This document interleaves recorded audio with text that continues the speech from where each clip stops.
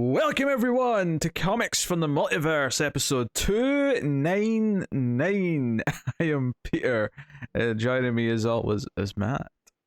Hey, what's up? Connor is not here this week. He'll be back for the 300 Super Spectacular next week. He claims to be. He claims that he'll be back. But as a DC Comics podcast, we get together, we talk about DC books we read this week. Coming up on this week's show, and it is a week 5 technically, actually, this week, but we have Shadow War Alpha, issue 1, which is the start of the Batman, Destro King, Robin crossover by Joshua Williamson. We have the Swamp Thing, issue 11, that's back, so should be interesting. We got DC vs. Vampires, issue 6, and Batman One Dark Knight, issue 2, the big Black Label Jock series, finally with a second issue, so those are the books we'll be talking about, but there is some news as well, which will take up a bit of time. And on the subject of taking up a bit of time, next couple of weeks are quite light on books, so expect some shenanigans and some other segments in the next couple of weeks, which is especially good for next week, because next week's episode 300, which is why I'm about to tell you all to go and vote, because there is a voting form that I put out. I'll put a link in the description of the episode, but you can find it on the Twitter at DC Comics Podcast already.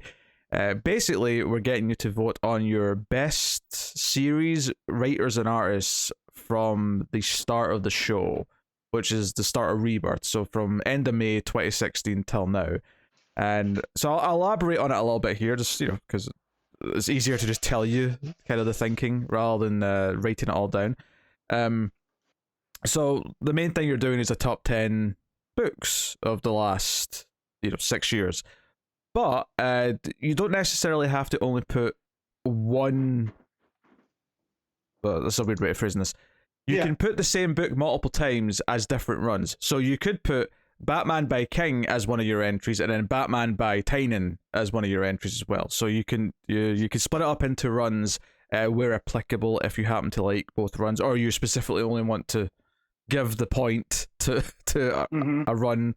You might want to give some love, and we're going full run. We're not going piecemeal. Just this story. No, right? No. It's full run. So if you're saying King's Batman, you're saying all of King's. Right. Well, you're saying the main Bat book at least. It's 0 to 100. Yeah, but when I say King's Batman, we're not including like Batman and Catwoman, which is a separate series. We're just talking his run on the main book. The title of Batman. Yeah. Which obviously you can also vote for Batman Catwoman as a separate entry. But so you do the top 10. Obviously, the higher you place things, the more points it'll get. So you rank them in order, starting at number 1. Number 1's obviously the highest, and you're doing top 5 artists and writers. Same idea.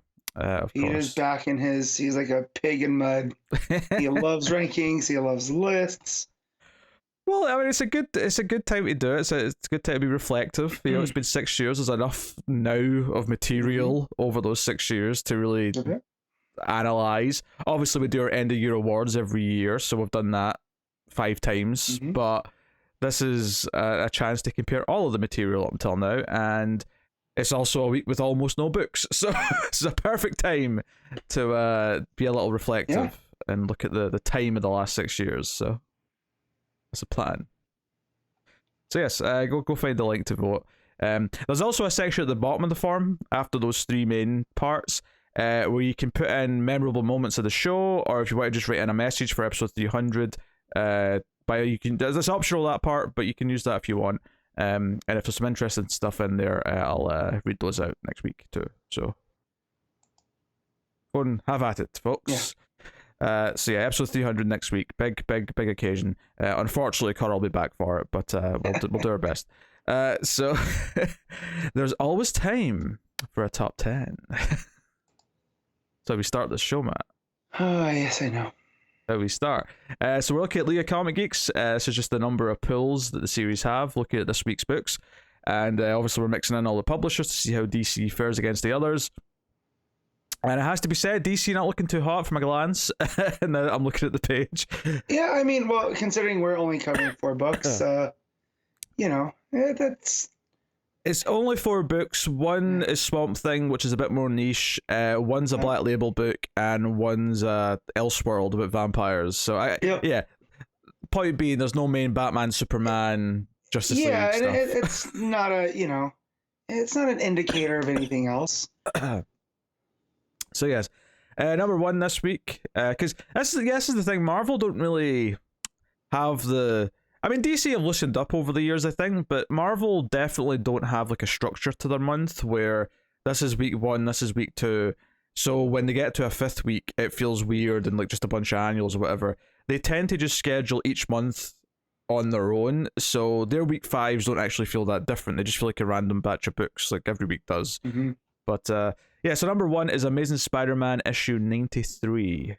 So I know it's basically a weekly right now, but it is interesting that yet another Amazing Spider-Man renumbering is going to hit 100. So yeah, maybe they'll renumber at 99 just to be dicks. No triple digits for you. Are they still putting the legacy numbering on the covers? I have no idea. I was gonna say I haven't bought a book from Marvel in a while, but I did pick up Captain Carter. They are. So that's issue 93 is legacy number. I think that's 894. So they're almost at issue 900. It'll shift back. Yeah, interesting. Yeah, so that's 7,415 pulls on League of Comic Geeks for that number one. Uh-huh. Yeah, I remember to tell you this week. Number two is Hulk issue 5. That's coming in with 3,699. That's notable in how much of a drop that is to number two. Usually number 2 and 3 are still around the 7,000 mark. So clearly this is a bit of a weird week. Well, that's shoot. It's Donny Cates' Hulk series. Yeah, I did not realize this is how out I am. I need to finish the Immortal Hulk still. Didn't even realize it was a new writer. I thought it was just another one of the Marvel relaunch number deals. Sure, yeah, I've not touched a Marvel book in a while. I'll get in the mood at some point and do it, but it's not been. Well, I've been catching up on ZRC's Daredevil. I'm still halfway through the second trade. But yeah, so it's nothing recent. Yeah, number 3 is Dark Ages issue 6, which is the Tom Taylor Marvel book. Mm-hmm. They don't call it an Elseworld, but that's effectively what it is. Yeah. 3,524 pulls on that one, so not a big difference from the last book. Number 4, we're sticking with Marvel here. Miles Morales Spider-Man issue 36. Do you know what? I'm impressed that Saladin Ahmed is still writing this book. That's a 36 issue run now and counting, which I think is notable for Marvel. They don't tend to have as many. Yeah. Those bigger, especially on characters that aren't the big couple, you know. Yeah, unless you're Ben Percy and Wolverine, you don't get that many issues. Yeah, so 3,075 pulls on that. Was that number 4? Number 5 is Something Is Killing the Children, issue 21. So obviously favorite of the show, Tynion, doing well there. 2,976 pulls on that bad boy. That's cool. Number 6 is Immortal X-Men issue 1. Okay, I'm curious. There's a new X-Men book. What is it? That's a Kieran Gillen book.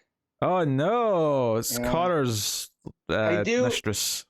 I do like to think that this cover makes up a Last Supper homage. I have to assume it's a wraparound. Yeah. So I clicked on it to see. I didn't see it. The full cover. So it has to be a connected cover. It has to. If that's not a connected cover where it makes an image with 2 other covers or a wraparound cover, then it's just a terrible cover.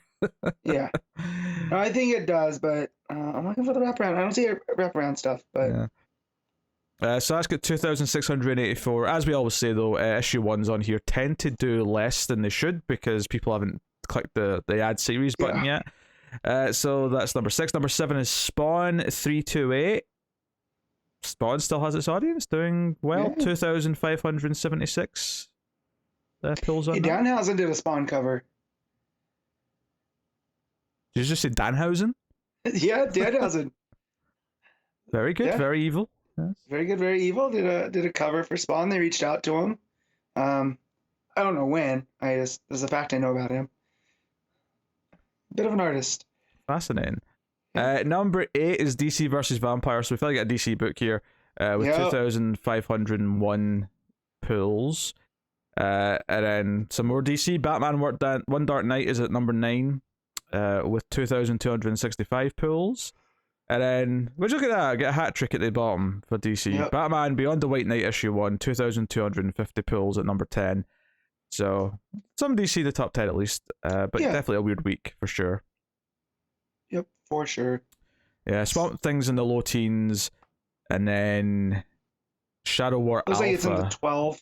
Yeah. Yeah. Shadow War Alpha's about the 20-ish area. So, it's, it's a weird week. So, week 5. I suspect Shadow War's probably done better as well, just because it's a one-shot and people haven't clicked on it. Yeah. Yeah. I'm trying to figure out where it's at, and then it's about 18. Yeah, Matt's counting. I can see the gears turning in his head. Yep. What is this? Jim Rugg Grand Design Monster. Another Hulk book. Another Hulk book? Yeah. By Jim Rugg. It's a number 1. I don't know if it's like a one-shot or a mini. Did you say Grand Designs? Isn't that... Because I remember X-Men had a Grand Design book, so it was kind of like it was recapping like periods of X-Men continuity and like a series of big oversized books. That might be what it is. Yeah, biggest moments in the Hulk's history through the eyes of a single... Yeah. So... Yeah. Shoot, how did I know about that? I might have picked that up. Yeah, it's basically like, I mean, I don't know how much it's covering one issue, but like the X-Men one, it was like a 2-parter, so you got like maybe the first 20 years of X-Men history, and the first one, it was about 50 pages, and then... That's pretty cool. And then the second one, so... not necessarily essential reading if you've actually read all of X-Men, but if you have read some of X-Men or no X-Men, and you want to get a feel for just the grand scope of the continuity... It's a recap page, but drawn out into a... Yeah, kinda. Yeah, that's pretty cool though. Which I think is fine as long as you know that's what it is before you buy it. Yeah. Yeah. So. There you go. As a top 10. Now we do have some news. I'll start off with the quick thing before I get to the thing that's going to take a bit of time to go through.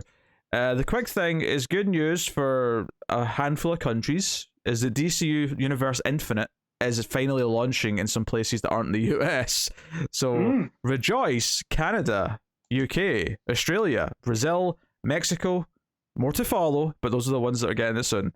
So, yeah, look forward. April 22nd, I believe, is the date, at least for the UK. I don't know if it was varied for the other places. April 28th for the UK. I apologize. New Zealand and Australia are March 29th, so they actually will already have it at the time of recording this, which is nice. So yeah. So it's over the basically the month of April, these locations are getting DC Universe Infinite, which you could get it before if you knew how to work around with a VPN, but this definitely makes it much easier, it's more convenient. So I thought that if you subscribed back when DC had the DC Universe, you got something similar. Because I remember Connor talking about it, but I don't remember the particulars. But yeah. Got something similar or what? What are you talking about? So there, it wasn't quite known as Infinite, but you would have access to certain runs through the app. Like, so it was meant for the streaming before they folded into... Oh, sure. Yeah, I mean, that was HBO always... Max. Basically, DC Universe Infinite is basically just what DC Universe was, with all the shows stripped out, because they're all on HBO Max now. Right, but then they added a bunch more books. They added more books, but I mean, it was always a lot of books. It was never just like a handful, I don't think. Gotcha. Well, I remember Connor talking about it, and I don't think he had to do the VPN thing. Because he openly... Oh. Well, I'll just put him on blast. I was trying to protect that. I didn't realize if that's what he was doing or not. I mean, you say that as if you had to hide it. I mean, it's a VPN. It's not... Yeah, I know. I don't know. He's not Catwoman here. He's not breaking into the Great Natural History Museum and taking it out. That is a visual I did not need now. Yeah. No, I mean, I've dabbled with DC Universe Infinite with the VPN before, and it's kind of a pain sort of working around and having the VPN on your tablet or whatever, you know.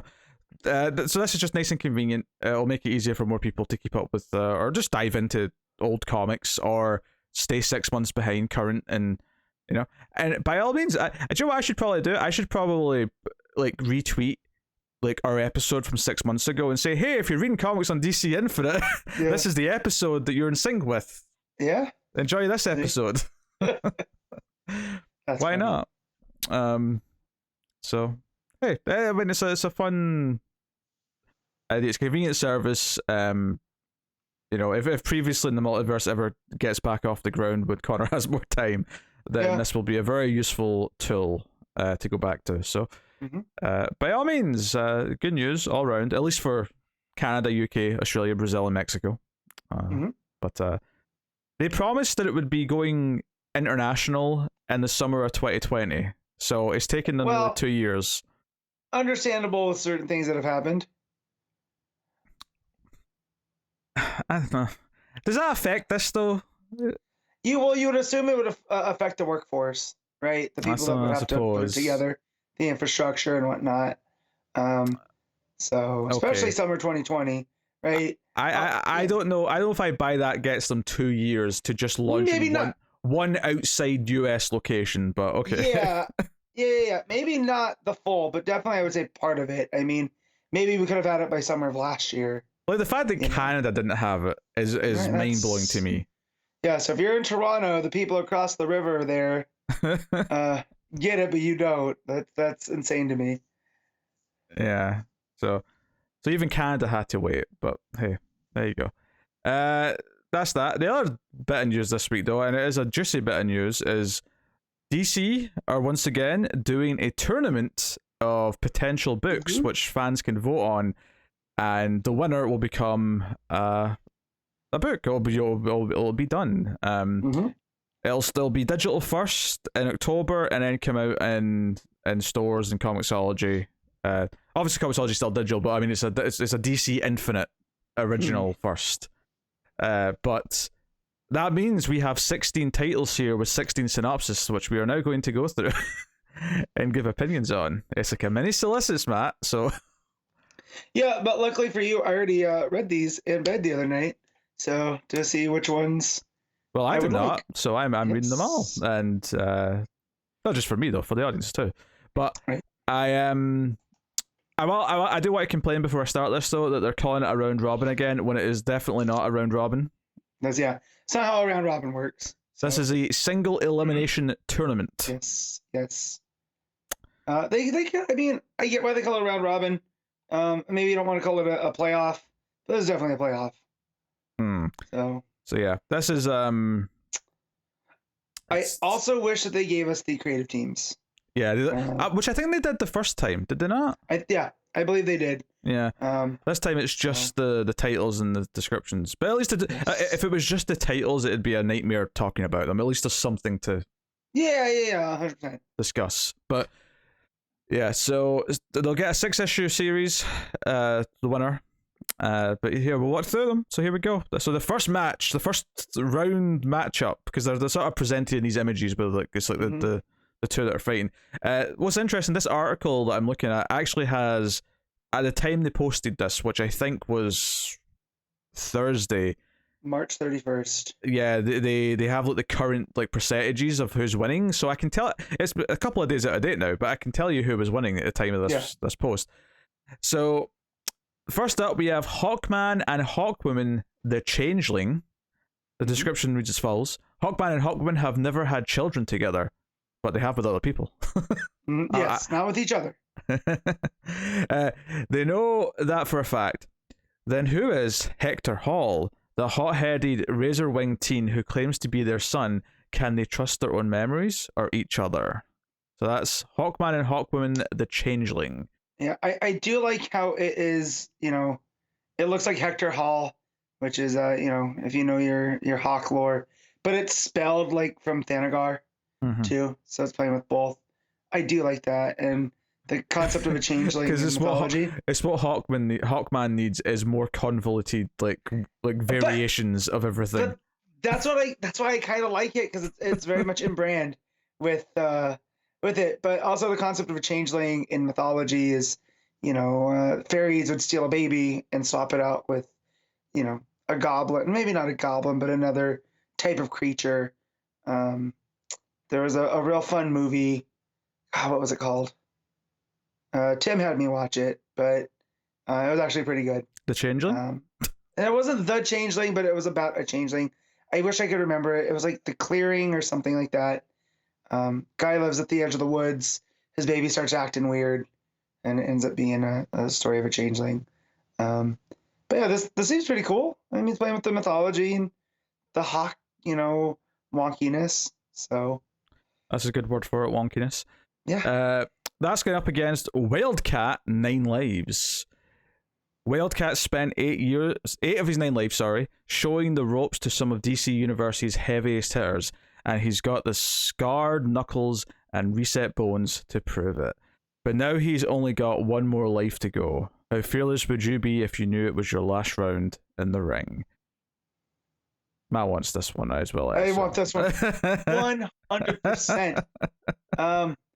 At the time that they posted this was down by 1%. And yeah, it's very narrow. It's 51 to 49% on this. Yeah. So please, people, if you care about me, go vote for Wildcat and Lives, please. As much as I love Hawkman, I like Ted Grant that much more. This one too, like fighter at the end. He's got one life left to go, one more round. Like, this speaks to me. This is just funny to me how conflicted you are. Yeah.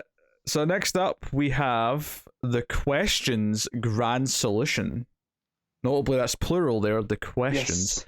What happens when people from all walks of life are activated as faceless vigilantes, each forced to solve an alternate reality game where the stakes are life and death?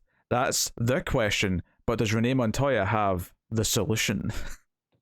A little bit cheesy with that write-up. It's a bit cheesy. I'm all for more Renee Montoya question stories. Well, and just the idea too that there's these people playing an alternate reality game where they're taking on the question persona, right? When you say faceless vigilantes, very interesting. This one is, I wish I knew the creative team, on this. Yeah, if Greg Rucka's name was slapped on this, it would win.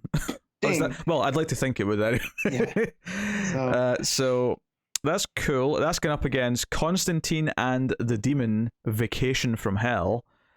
Well, questions is winning for me here. There's no doubt about that. No. Arcane Gale.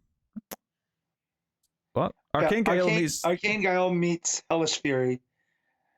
You're reading it like it was a name. Yeah, it was. That's why I was confusing myself. Yeah. Isn't that why we capitalized? Yeah. Arcane Gale meets Hellish Fury. John Constantine is forced to play host to Etrigan the Demon, and the pair embark on a deeply personal and potentially apocalyptic mission. Journeying back home to Liverpool, Constantine must confront ghosts from his past, and Etrigan. That's the demon who's like the bouncer because he lets you in. Yeah. So he's the Etrigan. Yeah. And Etrigan isn't exactly the first choice for an ally. So this sounds like those movies, The Trip. Like The Trip 2. There's that British comedian. Rob Brydon and Steve Coogan. Yes. Sounds like that, but with Constantine and the Demon, and I'm here for that one. So wait, how do you even know about that? Do you only know about that because of their Michael Caine impression, like Face Off?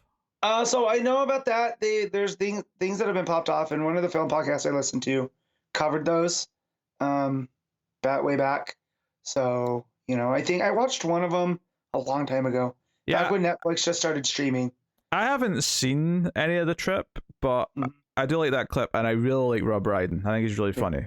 So I should probably watch it at some point. But I'm upset to say that Vacation from Hell is winning by 5% here. No, on here it's 9%. I got a 44 to 55. Actually, it's 11. Yeah, I've got the same thing. I just took it as 5 away from 50. Gotcha. Good point. Yeah, I'm not going to work out the math. I was just at 55 to 44, right? That's the ratio. So you're all bastards, is what I'm saying. Yep. So let it be known. Next up, we have Suicide Squad Dark, and it's notable that the font here is much like Dark Metal. That's that font from the events. A team of occult misfits and monsters assembled by Amanda Waller and led by Vampire Batman are forced into a mind-melting suicide mission to assassinate Earth 13's League of Shadows. I mean, I can't deny that they're going all out with the kitchen sink there with that one. Let me see, which one's Earth 13? Is that? That's not the Magic Earth, is it? I don't know. Let's see. I don't remember which Earth is which. No, it is. It's where Super Demon. So the League of Shadows, that is their Justice League. So they are on a mission to assassinate that Earth's Justice League. Interesting. That's up against Justice League Redacted. Mm-hmm. And it doesn't sound like that's something they're going to reveal later. There's just the title is Justice League Redacted, just to clarify that. So Green Arrow has watched many heroes, the great, the good, the kind, be forever scarred by the darkness they swear to fight. Rather than sit by and let any more of his friends fall to the festering abyss, he decides to create a Justice League Black Ops team of fighters who can survive a few more shadows, because as far as he's concerned, they may already be lost. Green Arrow's team of Nemesis, Killer Frost, Manhunter, Metamorpho, and Cheshire are needed more than ever. Green Arrow was worried about what happens when you look into the abyss of the eye. That goes double when Johnny Sorrow and Merlin team up. So, inherently, I just like the sound of this more than Suicide Squad Dark anyway. But you throw in Johnny Sorrow as the villain, and I'm a little interested. And I'm happy to say that this is winning 56-43 in this matchup right now, so that's good. But by the way, you have till April 3rd to vote on these, which is the day this podcast comes out. So it's probably too late to actually. I mean, maybe there's some last minute votes you can cast. Yeah. The patrons have got time. If you listen to this late on the Saturday, patrons, you've got time to go vote. I sent out a tweet after this going, "Hey, go vote for the Ted Grant 9 Lives." All right, so that's that matchup. Next up, we got Firestorm Fourth World Problems. That's a funny title. I mean, I'll give that. When Ronnie Raymond and Jason Rush make the startling discovery that the Firestorm Matrix contains a spark of the life equation, Darkseid and his army turn their sights towards the teenage nuclear heroes. But can Ronnie and Jason put their differences aside to combine into Firestorm, or will Darkseid claim the Matrix for himself and Apocalypse? Do you know, Firestorm is one of these characters that has never had that book. There's never been the Firestorm book that people point to and go, that's the Firestorm book, you need to read it, it's the one that will convince you the character's worth having around. Mm-hmm. It's never happened. He's had alright guest appearances and some things, but that's about it. If they told me a good creative team for this, that sounds like a vaguely interesting premise. But tying him to the whole fourth world thing with the life equation, because it's this nuclear thing that fuses two people's personalities, it's actually kind of cool. It's interesting. Yeah. There's some stuff there to be played with. That's going up against Kid Flash, The Speed of Fear. That's a cool title. Reverse Flash meets with Parallax in an unprecedented combination of the Speed Force and the fear-based yellow power ring to create the deadly Speed Ring to shatter Oa's central Green Lantern battery. A confused and isolated Kid Flash, Wallace West to be specific, must chase Thawne across a variety of alien worlds to stop him and the Sinestro Corps, while his own powers die because of Kid Flash's slow disconnection with the Speed Force. Interesting. Seems like a hat on a hat, right? This feels like a mashup of some things for the sake of just mashing them up, which isn't necessarily bad. No, but again, do we have to do the destruction of the power battery again? Yeah, that's happened a lot, hasn't it? Yeah, we could have been there, done that enough. That said, Wallace taking precedent and his own, knowing what we know about his origin with Reverse Flash, I think that's pretty cool. How didn't they change it how Thawne influenced his version of Zoom, right? Because that was his dad. Yes. And he holds him for corrupting. I mean, I never read that stuff because I dropped it like a lead brick, but yeah. So not that you get bricks made out of lead, but you know what I mean. I mean, a lead brick is very heavy, so. Yeah, it would be very heavy. Yeah. I don't know if anyone's actually making bricks of lead though. No, you don't. I mean, unless you're trying to contain a nuclear reaction, that's very good. Yeah, very possible. Kid Flash is winning out of these two, 55-44. I would say there's none of these so far that have been like landslides. They've all been, the worst it's been is like 55-44. Yeah. Yeah. And I'm sure there's some rounding here because yes, I am aware that there is a percentage missing in that, but I assume it's just the way it's rounding. Next up, we got Black Canary, When Canaries Cry. when Black Canary intercepts an intelligence operative trying to deliver sensitive material on an encrypted disk, she finds herself plunged into the world of espionage to contend with an international consortium known as Mysterium. With the help of a French spy, Dinah must stop the shadow organization from instigating war for their own profit. Sounds kind of like classic Birds of Prey, just without Babs. Yep. Well, and it's really tying Dinah back into the whole spy angle of her early career. Mm-hmm. So, yeah. That's going up against Green Lantern, The Light at the End of Forever. Okay. A dark, far future, a galaxy gripped by tyranny, when an elderly farmer in a backwater system is brutalized by the latest thugs with jetpacks and jackboots to call themselves lawmen, he remembers a forgotten past, an era of champions, a cadre of noble peacekeepers, long since vanished. His name, he's sure of it, is John Stewart. Whatever happened to the Green Lantern Corps, and is it too late to reignite the light? So, you know, as I was reading the first part of that, I was thinking this is definitely one of the Lanterns who's like forgotten their past, or is just chosen to forget their past. No, just John. Yeah. Oh, no, it is one. I was right. Well, I thought you meant like a random Lantern, like not necessarily. No, I meant one of the main characters. But what I was expecting was that the description wouldn't tell us which one it was, and we could sit and theorize. But then by the end, it just told us that it was Judge Stewart. So never mind, no mystery. Ah, damn it! It's trying to make me log in to vote. Let's try to vote right now. Log in. Well, I was trying to pull up current numbers, right? As we record this. Mm-hmm. But here we go. So yeah, as of I have current ones right now for a lot of these. So which one are we on? Canary and Green Lantern? There's actually a mistake on the article for this because it says they're both at 54%, which can't be right. And that's why I wanted to pull this up. So as of right now, Canary is beating Green Lantern 54-46. Okay. Yeah, so it's basically this is still right. It's just that they've typed the same number twice. Yep. Yeah, I think Black Canary has more of a cult following now than Green Lantern does, bizarrely, which is weird because if you go back, 15 years, Green Lantern was like the hottest thing in comics, but times do shift. Black Canary's got a big following, so it doesn't surprise me all that much. Next up, we have DC Horror Presents Ghost Tour from Hell. It's kind of sad that the next DC Horror Presents book is in this and isn't just happening, but I mean, I feel like if there's enough, I feel like these are still in their back pocket, right? Like, sure. Although, seeing some of the words in this description, it's not maybe out of continuity, but it's got some DC characters in it. A frantic mother begs Madame Xanadu to help in finding her missing son, last seen on a ghost tour with friends. Xanadu's reading reveals that there's a nefarious being behind the disappearance in New Orleans. Enlisting the help of the demon Etrigan, God, and Deadman, the trio quickly realize that they're on a ghost tour from hell, and they're no match for these supernatural kidnappers. I mean, that sounds like fun.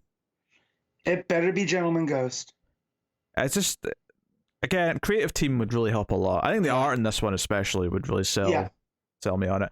That's going up against Animal Man, the Metamorphosis. Buddy Baker, aka Animal Man, has serious problems. His home life is in shambles. His daughter's powers are awakening, and the world needs him, but he's stuck. He needs change. Soon Animal Man will enter a cocoon, but when the metamorphosis is complete, what will emerge? I mean, I'm all for more Animal Man. We've not had a proper Animal Man since the early New 52, so... Yeah. And bizarrely, it was like one of the few books that I really, really liked at that time. Ghost Tour from Hell is winning 51% to 49%. So, as of right now, Ghost Tour from Hell is losing 48% to 52% to Animal Man. Good. Animal Man should win. Yes. Yeah. Now, I want this Ghost Tour from Hell, though. I mean, this is one of the first ones where it's like, I could have either or. I don't have a strong feeling either way. If Ghost Tour from Hell was up against some of the others, I'd be like, yeah, sure, let it win. Yeah. I want Animal Man more. Yeah. I just want more Dead Man. I like Dead Man. Oh, this one has the biggest difference out of the lot. So up next we have Green Lantern: The Birth of Conspiracy. In 1947, 3 events kindled America's fascination with UFOs: the Men in Black, flying saucer sightings, and the Roswell crash. 3 low-level government employees tasked with monitoring superheroes realized that one person was at all 3 events, Green Lantern, and he hasn't been seen since. Okay, that sounds great. I'm just gonna. Someone's been reading Department of Truth, because that sounds very much like a story. That just sounds like a good way to use that character in a sort of Elseworldy way. That just sounds like a fun time. And even the font that they've used for Green Lantern here is a bit more pulpy looking. Yep.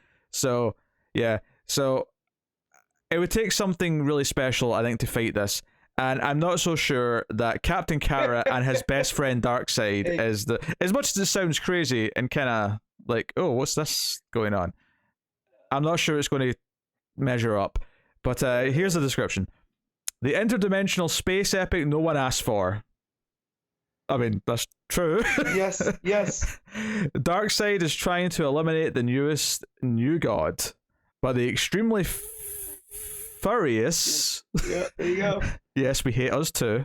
At least it's been self-aware. I'll give it that. Zoo Crew is determined to reach their long foretold Captain Carrot first, before friendship ruins everything. Like, that sounds cute, but come on, this UFO Green Lantern story sounds too good. Yeah, so I feel like in the hands of like a Mark Russell, this Captain Carrot and Darkseid, like superly overly. I can see Mark Russell doing the Green Lantern one. Well, yeah, too, but like he has a tendency, like his Flintstones was super self-aware and knew exactly what it was. But yeah, how do you fight the Green Lantern conspiracy book? You just don't. UFO conspiracy book is a key part there.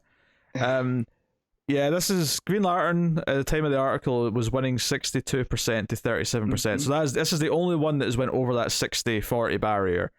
Yep. So as of current time, it is 64 to 36. So not much. So it's actually gotten even bigger. The gap's bigger. Yeah. Yep. All right. Well, there you go. Honestly, this Green Lantern book may be the one I want to win out of the whole batch so far. This is my running favorite, and I'll be mad at anything that beats it now, I think. Well, that said, I've still got more to look at. Next up, we have Superboy, the Man of Tomorrow. Determined to find his place in a strange universe, Connor Kent / Superboy Superboy leaves Earth behind, but his journey of self-discovery brings him face to face with a group of freedom fighters who challenge not just everything Connor stands for. It's so weird saying Connor, like just the first name, because I think that ginger tit who's on here. But what it means to bear the Superman crest. So Connor Kent Superboy. You know what? It's probably got an easy victory here in this first round, and the current percentages of 59 to 40 show that, because it's up against Cyber Gods, and I don't mean to be cruel here, but like I don't think a Cyborg book would ever win this. I think it would be a very special one, but it seems like every Cyborg book is like, am I man or am I machine? And this is just more of that. Like, I tried the New 52 book, we tried the one at the start of Rebirth, and it feels like they just keep doing the same thing, and I don't feel like there's a market. I feel there is a market for Cyborg. Like, there's a reason he's been around for so long, and he's great on the Teen Titans. Not so much Justice League, where they kind of just used him as a teleporter, but he's a good character, and I just feel like they keep not finding the best creative for him. He's like a really good wrestler that just can't find a character, you know? Like, something needs to change about him fundamentally to turn him into a main eventer, and they keep not doing that. So they keep trying to push him as someone who can carry a solo book, and it keeps not working because he still just is. I always say two-dimensional because there is depth to Cyborg, but it's very much one layer of depth. And we all know that, but it seems like they're only preoccupied with the man or machine aspect, where you meet Vic Stone, trying to do good, for the next generation. And we all know he's a machine, right? I mean, hell, see when they did that Warner Brothers thing where they announced, this is the plan, right? 6 years ago, when they said this is our next few years of DC movies, and they said 2020 Cyborg solo movie. That may be the first time in my life where a studio told me they were going to do something, And I went, no, you're not. Yeah. Like, I don't think I ever thought that to myself before that day. And I was like, I don't believe you're doing a Cyborg movie. I just don't believe it. And I mean, sure enough. From what I remember watching on Doom Patrol, that version is pretty good.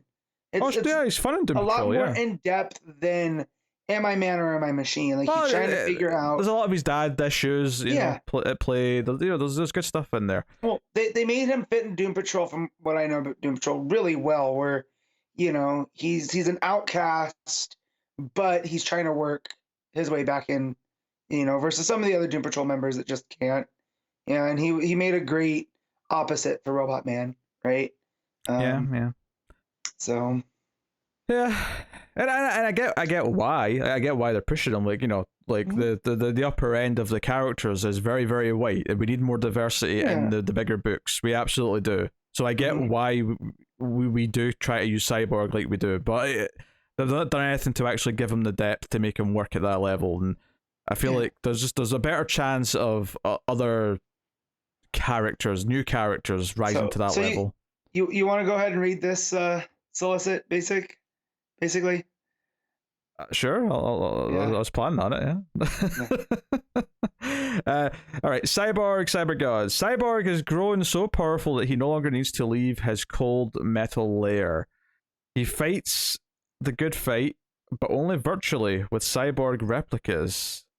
It sounded very Ultron. When the supervillain Gizmo, as in the Gremlin? Gizmo from, what is it, the Fatal Five? Yeah, I figured. I just wanted to make my joke. Gizmo and Clarion, the Witch Boy, mix magic and tech. They become powerful technomancers.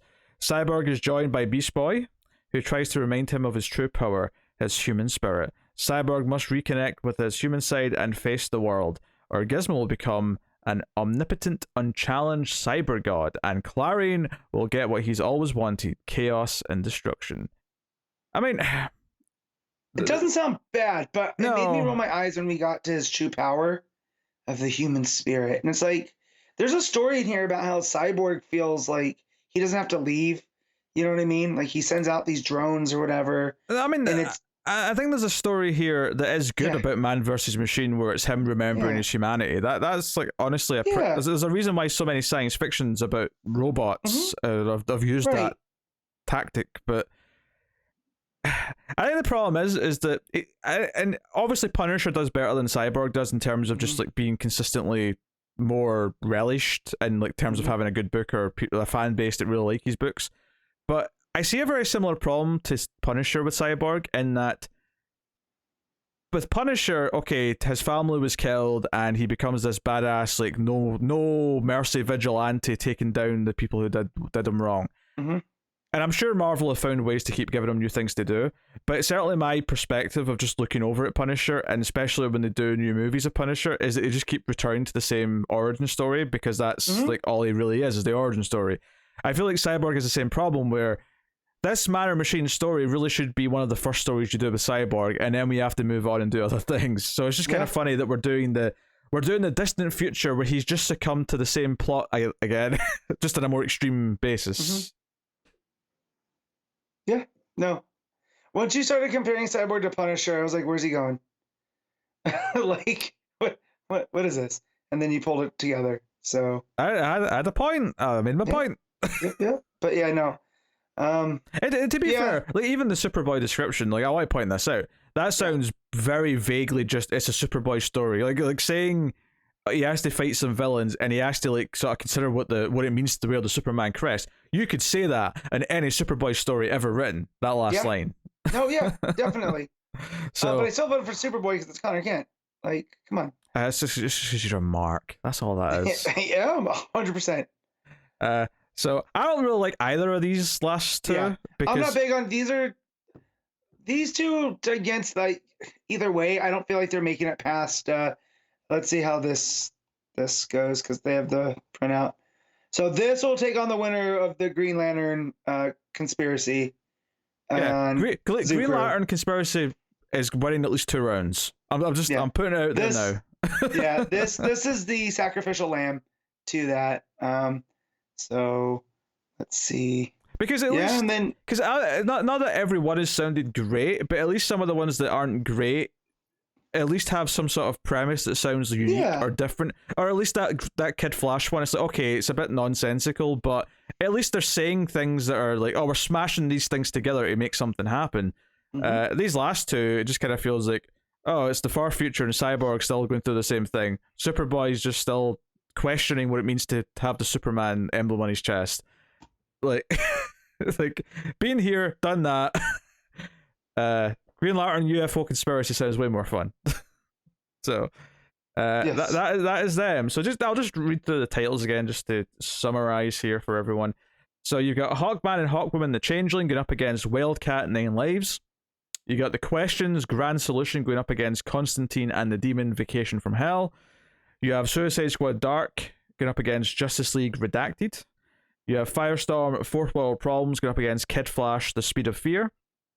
You have Black Canary When Canaries Cry going up against Green Lantern and the Light at the End of Forever. You have DC Horror Presents Ghost Tour from Hell going up against Animal Man The Metamorphosis. You have Green Lantern The Birth of Conspiracy versus Captain Carrot and his best friend Darkseid. You have Superboy The Man of Tomorrow versus Cyborg Cyber Gods. So Green Lantern Birth of Conspiracy is definitely my favorite out of all them. I also would not mind Animal Man and the Metamorphosis. What was the other one that I kind of liked? Just like Redacted, I'd say sounds pretty decent. Questions, I like the sound of.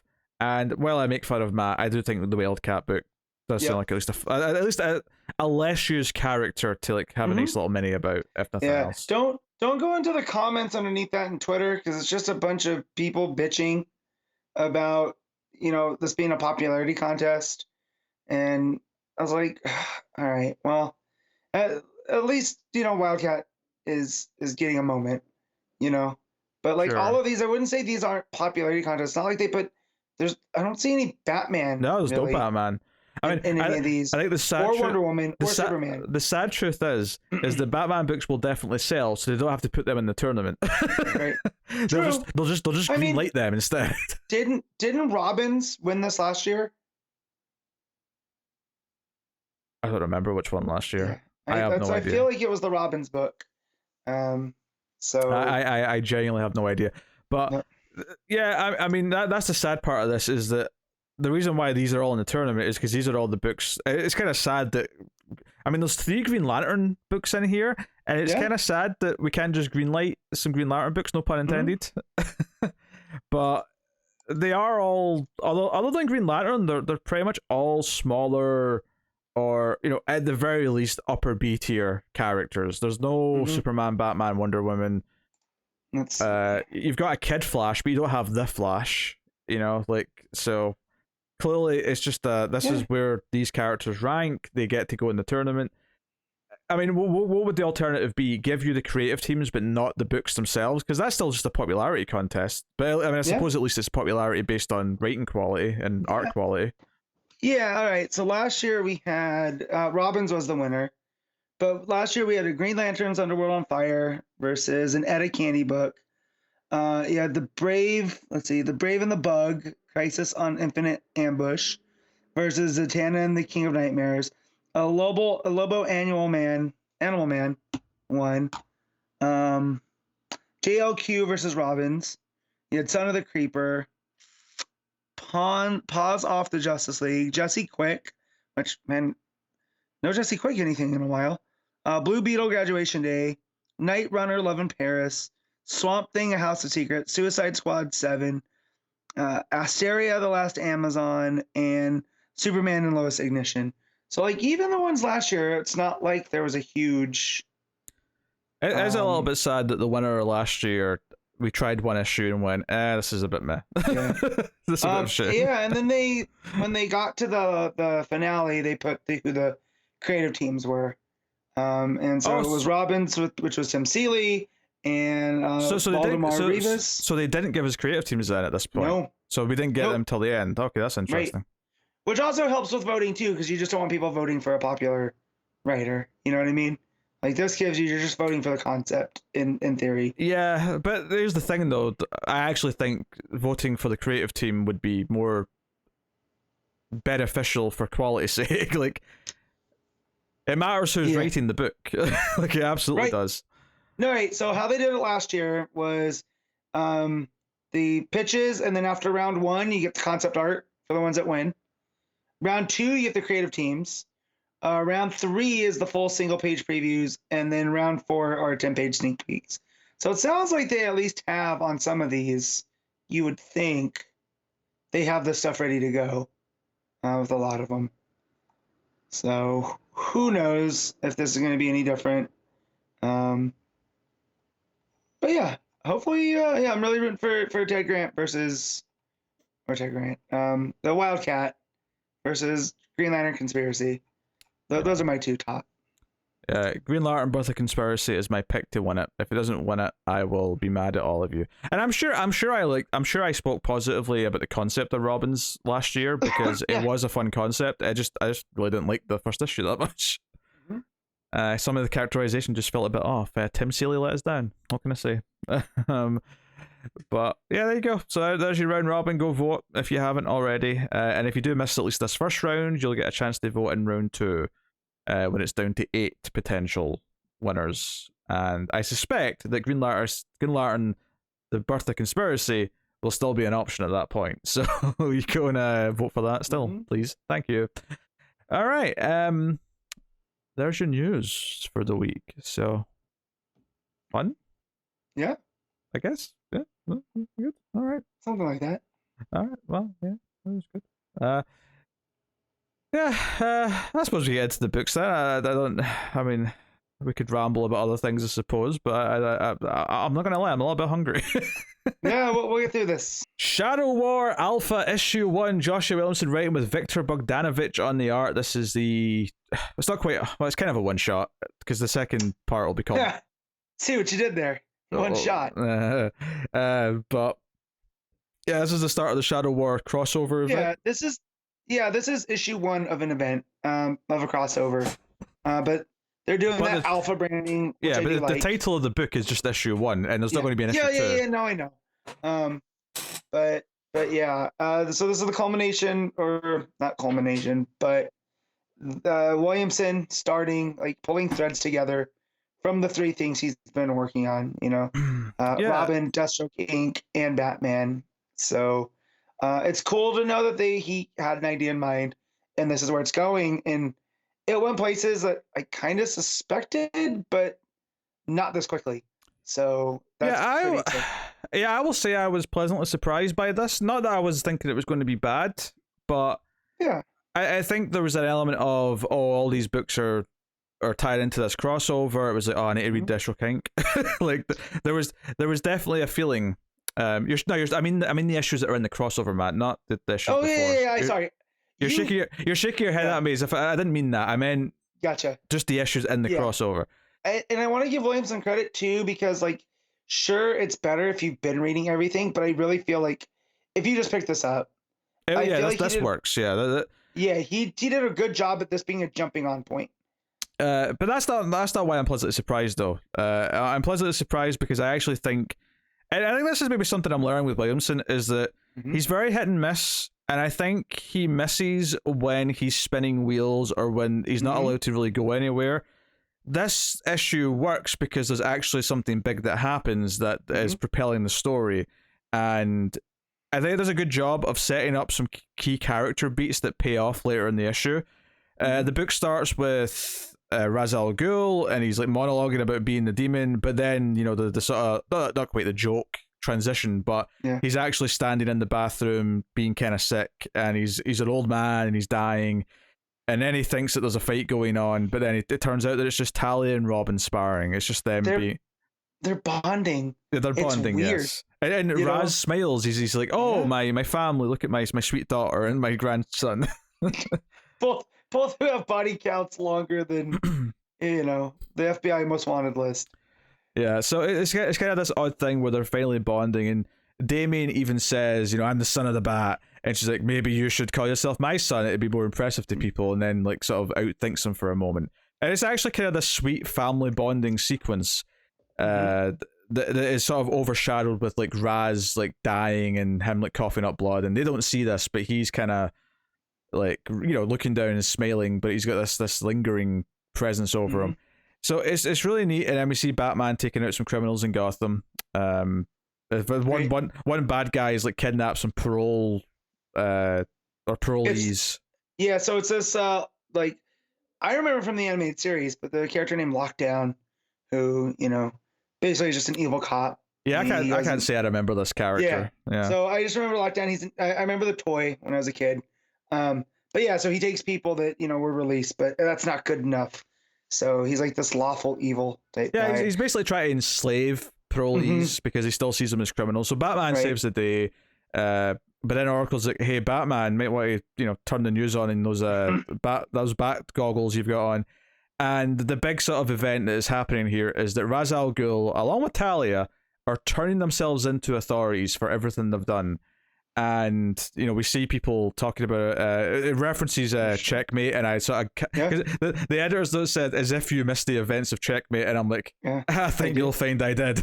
So which I did like too, because you didn't need any of that, even though I did read all that, right? Just, you know, that you know, this Leviathan stole Talia's name. At the end, Talia's made it her mission to reclaim Leviathan, and he handled it pretty well here. I also did like that when Talia confronts Ra's, she's like, "I'm not turning myself in, you can." So I thought that was a fun wrinkle. Yeah, it does that shock reveal where Batman reacts to it. But then it cuts back to when Ra's is trying to convince Talia to do this, and Ra's is basically saying something to the effect of, you know, we have tried with violence for centuries to change the world, and it's not working. So we're going to try to do something different. I'm going to try it this way.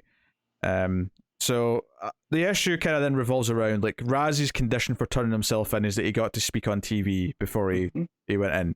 So there's going to be this big press conference, and Batman is on the rooftops. It's in Washington, D.C., at the Markovian embassy, which is where he's turned himself in. And do you know what? I think this was quite effective, where Batman looks over his shoulder, the full page reveals that Damien's on the opposite rooftop, and he's like, "Father," and he's like, "Damien." And it's this like sort of moment where, because, you know, Damien and Batman have barely seen each other in a while. It's been a while since I've seen them even reference each other. Yeah, ever since Alfred died, you know, Damien went off and did his own crappy Teen Titans thing, but then obviously in the Robin book, he's been flying solo, he's interacted with some of the Bat family, but not Batman. And I love Oracle saying, "Bruce, hug your damn son," like, over the comms, and Bruce not doing it. And they're both up here just to monitor the situation and try and keep an eye on things. And Raz makes his speech and talks about, basically, he wants to reveal the secret of the Lazarus into the world for science to, like, you know, do with what they want with, and make a difference to the world, because he wants to save the people in the world as well as the world itself. He wants to stop killing people, and he's seen the value in humanity. And just as he's doing this, and it sets up the threat as well that a lot of people who have worked with Raz over the years probably won't want him speaking about what he's done and what they've done. Good guys and bad guys. Yeah. So it opens it up to that too. That it's not just, you know, who you would think that want to take Raz out. So kind Ambassador Ra's al Ghul is just finishing his speech, and then there's a 2-page spread of him getting shot in the head. That's the big event of this issue, is that Ra's al Ghul has been assassinated on live TV. And so you're just like, oh, well, you know, there's Lazarus pits. He's not done. And you're skipping ahead. Before we even get to that, like, it looks like Deathstroke, right? So you get to. I didn't know if you wanted to reveal that quite yet. Yeah. So you get Deathstroke, and Batman's like Deathstroke, and Damien's yelling grandfather. And I think one of the things that's so effective here is that they did a good job of giving you this sweet moment of Raz looking down at his daughter and grandson, and like just looking over them fondly, so that when he gets killed later in the issue, it hits harder. It's like, oh no, it gave us a little bit of Raz's humanity, and then he tries to do this good thing as well. So there's this, you know, double thing here. And through Robin, we had seen like this new version of Raz, who was kind of sent out, and, you know, we kind of didn't realize why until the end of that Robin story. You know, found out that he was dying, and he's trying to make peace. And he finally does, and it's his last act, right? He's trying to make peace with the world and his family. It's all taken from him with a shot of a sniper's bullet. Yeah, and obviously there's more shots. I think Tally gets hit in the shoulder. Yeah. Cameron Chase is like trying to like organize people on the ground. This Deathstroke sets off, and I say this Deathstroke because obviously later, but we'll get there. Which if you remember me rambling about the Justice League early on, there was a team of fake Deathstrokes running around. I really don't, but yeah. So but that plays into to this too, I'm sure. This Deathstroke sets off some explosions, and there's these grenades that are on like basically they're grenades, but he's got like a detonator to set them off. A timer. Yeah, rather than just them going off when they land. And there's a grenade right next to the dead body of Ra's al Ghul, and Damian runs in to go and save him, and the timer on the grenade's counting down, and Batman, full page spread, jumps in and grabs Damian to save him from the explosion as he's saying "Father, no please." And there's a few pages here of Batman holding Damian as he's crying. The fire, they see the explosion outside the building. You see the hug, the big full page. Damian's punching Batman, saying, "Why? I could have saved him. Why didn't you let me save him?" And Bruce says, "Because you're my son." And it's this moment where he chose to save Damian over saving the body of Raz. Right. And what's so effective about this is, again, it set up that moment where they first see each other again, and Bruce wouldn't hug him. So here, after the death of Ra's al Ghul, he holds Damian and hugs him. And I know and without saying it, I made my choice. I saved you instead. And it's this super dramatic moment. It plays off really well because of everything the issue set up. And then it goes into deeper stuff where Damian says, "I was going to tell you about everything I've done recently." It's almost like Damian was building up to like reconnecting with his father. And he was going to tell him about the Lazarus tour. He was going to tell him about Flatline. There's maybe a girlfriend on the horizon. He was going to tell him all these things. And then he's like, but then you just like, what did he say to him? He says, "Because of you, I have lost 2 grandfathers because of your choices." And then Batman, without thinking, the Muppet that he is, says, "If I was the one there, I would have saved Alfred." And then good art here, Bogdanovic here, the reaction is perfect because Damian just gives him this look and walks off through the smoke and the fire. And he's like, "Damian, I didn't mean." He's like, "Yeah, you just said you weren't good enough to save Alfred. I would have saved Alfred." That is effectively what you just said to him. You've just given the kid this guilt. And it lands because that is something Bruce would say, right? And trying to teach a lesson is... And the sad part is that part of me thinks, yeah, if you were in that room, I sort of believe that Alfred would have survived. Like, that you would have found a way. Right, because if I remember right, in that King run, it was an impulsive move by Damian, Yeah. He said something, he goaded him into it almost, Yeah. So, again, it's not untrue. It's just, as an adult, you have to phrase things differently, and he got hate in the moment, and to be fair, as much as we had problems with how that was handled in that Batman book, it's very in character for Damian to run his mouth, and there to be consequences because of that. Yeah, and I mean, those consequences have lasted, right? Like, Alfred's been gone for how long now? And this is kind of it's a central character moment for Damian. Yeah, and he carries this guilt with him. Yeah, and that next page is Damian saying, "I'm going to go after Deathstroke, and I'm going to bring him in dead or alive." Like, that panel of him walking away is Batman's he's just retreated into silhouette, effectively, in the fire. That is a wonderful panel. It shows you how alienated they are from each other right in this moment. Yep. And he says he's going to do it with or without his help. Talia has been taken to a Lazarus pit, and she says, no, get me some doctors. I'm not using the Lazarus pit. Nope. That's because she knows that it was poisoning her father by the end. I don't know, or if it's just because she's trying to live by like what he was trying to do at the end. Although it doesn't really seem like it, because she then calls in like all the assassins to... Yeah, so my take on it is there's a madness that when you go into the Lazarus pit, right? And just her being near death, not total, that it would have been wasted. She wants to keep her anger. She wants to keep her anger.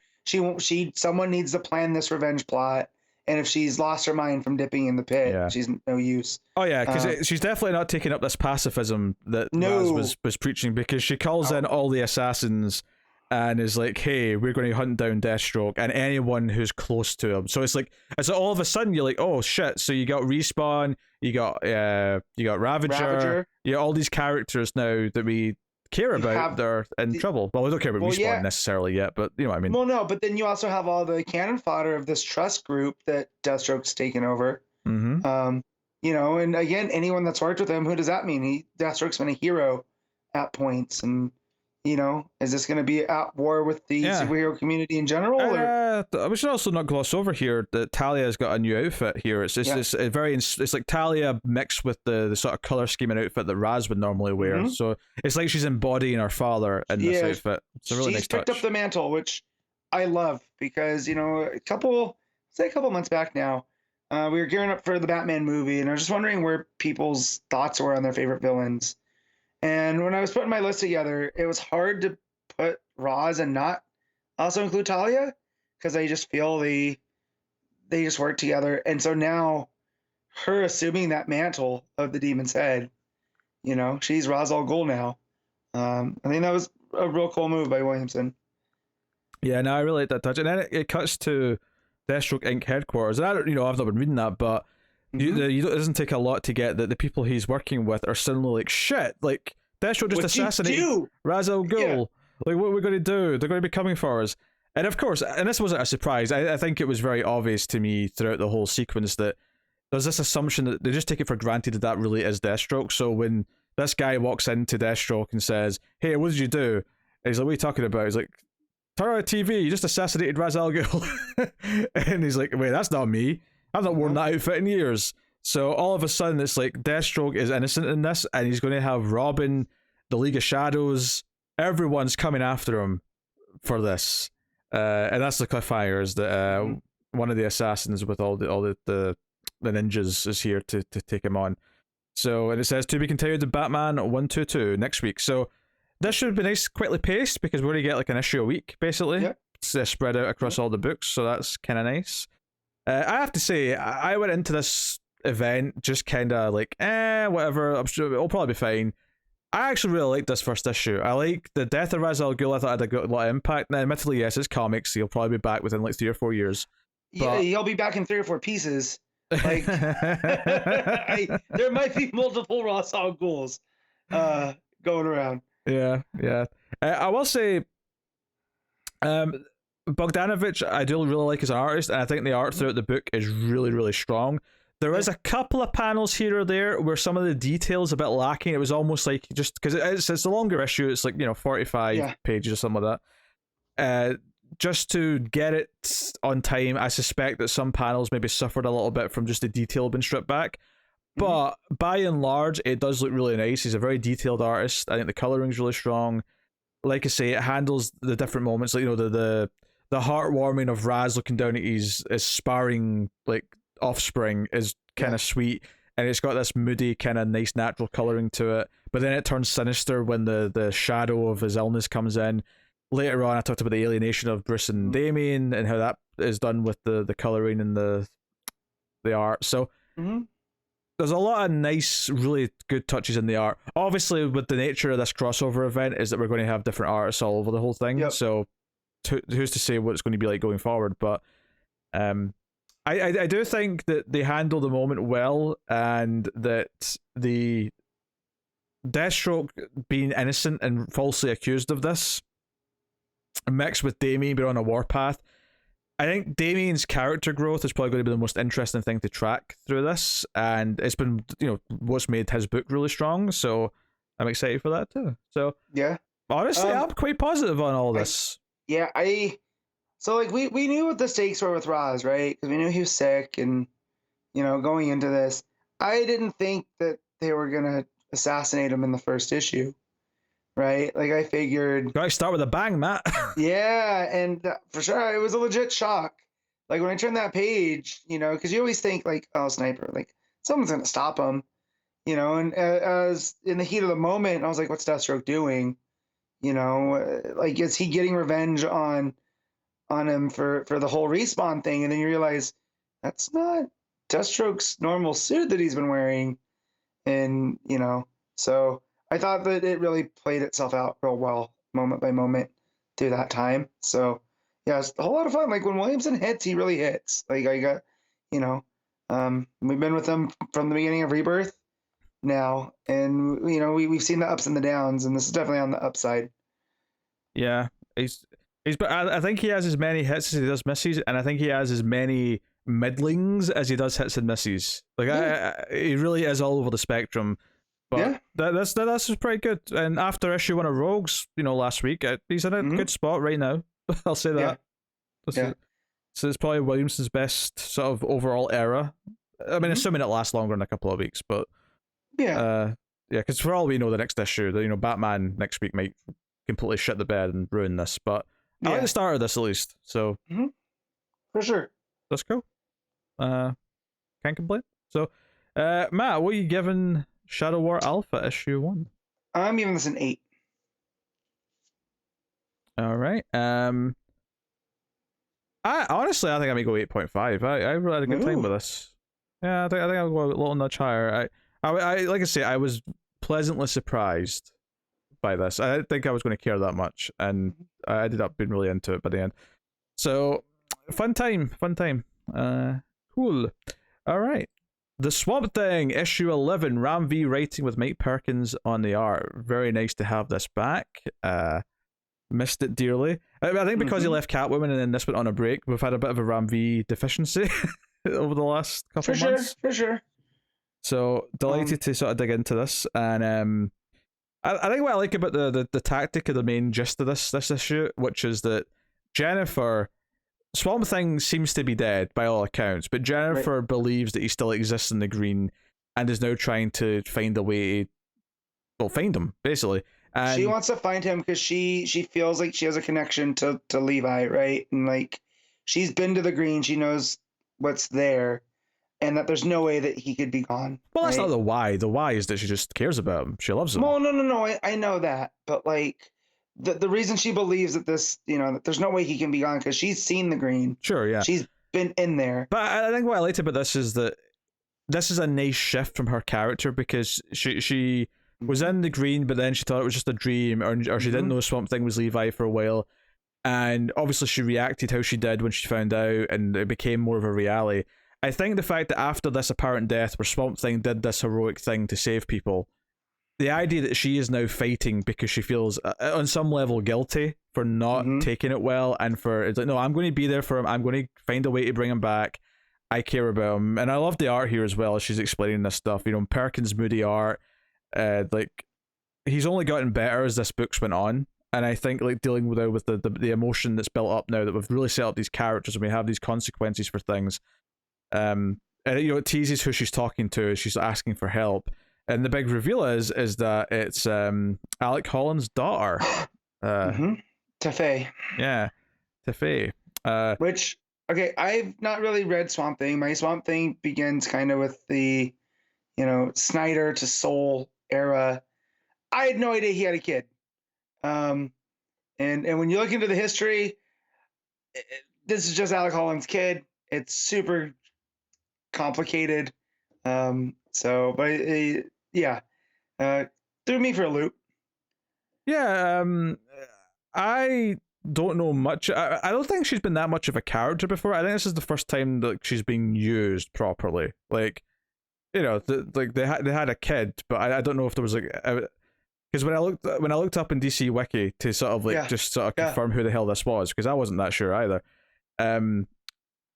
It mentioned that this was her first proper appearance, or her first full appearance. So good. I suspect that to mean that there was a story about having the kid, but and maybe we saw her as a baby or something, but this is the first time she's been a character properly. What I read was that she first off, she's a elemental being named Sprout that was looking for a vessel, but also that Swamp Thing possessed John Constantine, who had sex with Abigail Arcane and conceived a baby, and then the Sprout elemental spirit entered the baby and became Tefay Holland. Yes. And I'm glad we don't touch on any of that. Because I like her character just popping up as, because Alec Holland's almost treated like this mythical figure. They're Rambees. Yeah, it's what's funny. I didn't read all that, but I did notice it listed John Constantine as her biological father. Yeah, and I was like, oh, what's that's what I saw too, and I was like, I gotta know more. A little bit of a surrogate thing going on here. Yeah, so I do like though that in the first half of this, and let's say season 1, that Alec Holland is treated as this, mythological figure in the green. So the fact that they reach out to his daughter, I like that to just add to the story. Yeah, no, I really like the idea of a character who, and I'm talking about Jennifer here, a character who was shielded from the truth throughout the first part, and then denied it, and then was like, she was just a bit of a damsel towards the end because Prescott Industries, what's his name from later, Mr. Pilgrim, thank you. Like her going through all this, the idea of her now fighting to get him back when she never actually had like a moment with him to kind of like show that she accepted who he was, or show that she wasn't scared by the fact that he turned into Swamp Thing, or it was this kind of quote unquote monster. I think this is a great transition to now that he's gone, and by and large, and we see that he's in the green, later on for our perspective, but the idea that she's fighting to get him back is incredibly touching, because they did have chemistry, they did have this relationship, like her and Levi care about each other, so this is a really good progression for her character that really makes it feel like things have advanced, like there's consequences and there's things moving forward because of the events of the last couple of issues. And it's a really neat jumping on. Not that I would say you could jump on here if you haven't read anything, but what I mean is just jumping back in after a break. It's a really neat sort of fresh chapter to start, is her now being in the know, wanting to help, and accepting Levi as Swamp Thing in this way. So yeah, I really like her motivations here, and it really kind of propels the character into less of a side character and more of a main character. And I think that's always something you really do. That's always something you really do to set up a new chapter of any serialized story, is when you take a character who seemed smaller before and elevate them into being the protagonist of the story for a while. It kind of gives them some more importance, but it also makes it feel like the story is really evolving because it's moving into a new phase. Yeah. Well, I like how it's intercut too, is that it looks like when she goes to talk to Tefe, she's like, oh, I can't help you. And then she leaves, right? And then we get to the stuff with Pilgrim and Woodrew and Prescott Industries. And then when Tefe comes back, it does feel like, again, like this bigger moment because of what's to come. I think she could feel it, that, this wasn't just someone that was looking to do, something. There's real emotion behind what she wants to do. And I just like how that's handled. Yeah, because our reason for showing up to help later is because at first she says no, and then we cut to other stuff. And when she comes back later, she says basically, I don't really care about the big picture. I don't care about saving the world. I'm kind of sick of all that shit. But I can sense that you really love this person. And what I love is that she's never actually said that to Levi. She's never admitted to him that she loves him. And I love that the art in that moment, the panel of her reaction to that is her putting her head down, because she's kind of, I wouldn't say embarrassed, but it's this it's this sort of thing where I'm not ready to say that, because the first person to hear me say that should be him. Yeah. So I'm not going to. Even if you want to read it too, it might not even be romantic love. It's just like, it's a platonic love. Like, she has feelings for him that maybe she's not come to terms with all the way, but there are feelings there. So, I mean, it's definitely been hinted as romantic as before, though, right? It's not being platonic. Oh yeah, no, you're not coming up that whole cloth, but I'm just saying, like in the terms of this too, like through that is like she's realizing this as Tefe is telling her, and just also the whole idea that Levi's existing in the green as an idea, because that seems to be the central theme of this issue, is how ideas persist. And it's, I don't want to say it's only because of her, but it's, her belief in him is what's keeping him tethered to the green. Yeah, and I love that concept. Yeah, and it's kind of represented when we see him, like Swamp Thing's basically using all of the power he has in the green to, because everything around him is rotted, everything around him is like lifeless, but there's one rose in front of him, one flower that's sort of, I mean, I think when it starts off, like there's like a radius around him that's still like it's summer, it's still green, but it's kind of withering and dying, and he's putting all of his energy into just this one rose.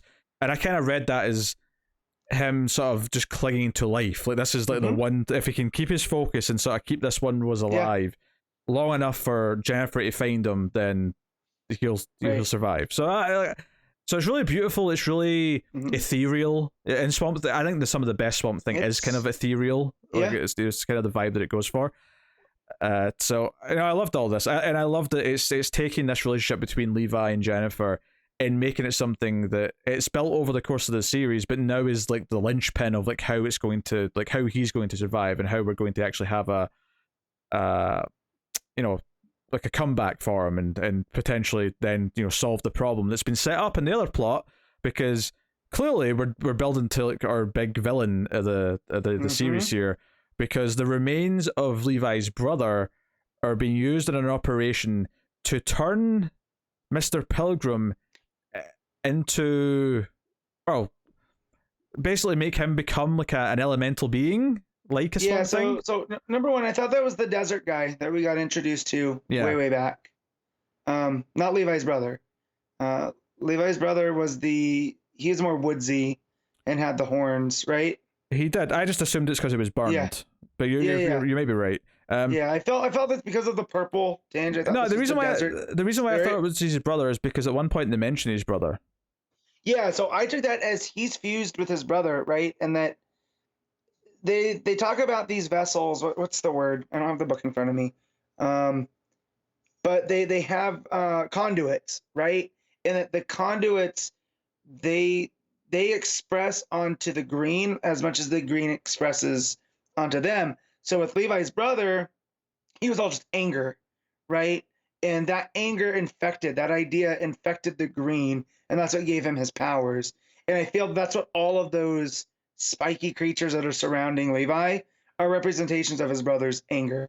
And that eventually he's going to fuse with them, right? And basically come to terms with his brother and whatnot. So that's what I took that was, because he was there with his brother when they got flash frozen.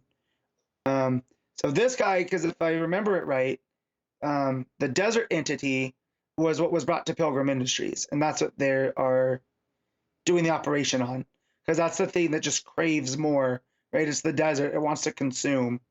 But yeah, I could be wrong too, but that's how I read it. No, I was convinced that they mentioned the brother's name when they were doing the operation. Mm-hmm. When they were doing the surgery, which is why I was thinking it was him. But no, you're probably right. It is probably the desert being. It makes more sense. But yeah, so Woodrow's like sort of like helping with this operation, and like the board members of the company are all kind of like waiting to see if he evolves into the next stage of humanity. Basically, he's like, "Oh, we're going to overcome the fact that your mind and body deteriorate. I'm going to become something else." And so they do this operation. I really like the art here as well, actually, all the layouts with the purple backgrounds, and there's the page where he's lying on the table. Yeah. And it kind of like, so it's 8 panels, and every other panel it sort of alternates between the 2 tables, where one's the body of Mr. Pilgrim and one's the body of the elemental being. And it's like a really trippy page with the surgeon sort of like opening him up and putting parts of this being inside him to see if he takes to it. Really nice stuff. Obviously, all the art of Swamp Thing and the green's great.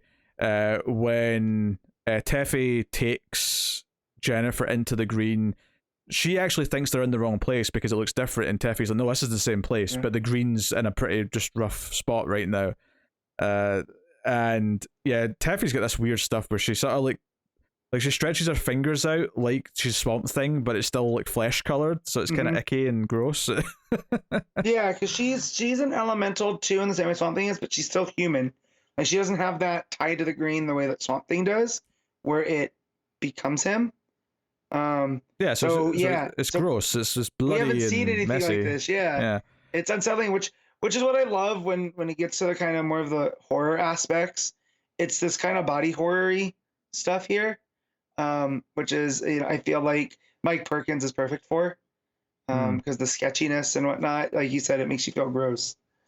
Yeah, no, the art in this was great, pretty much all the way through. Every scene was very distinct from each other as well, but like the way it used the layouts and the coloring to just like emphasize certain things. But as always, it's the moodiness on the faces and the kind of the somber nature of the art that I think just fits this book perfectly.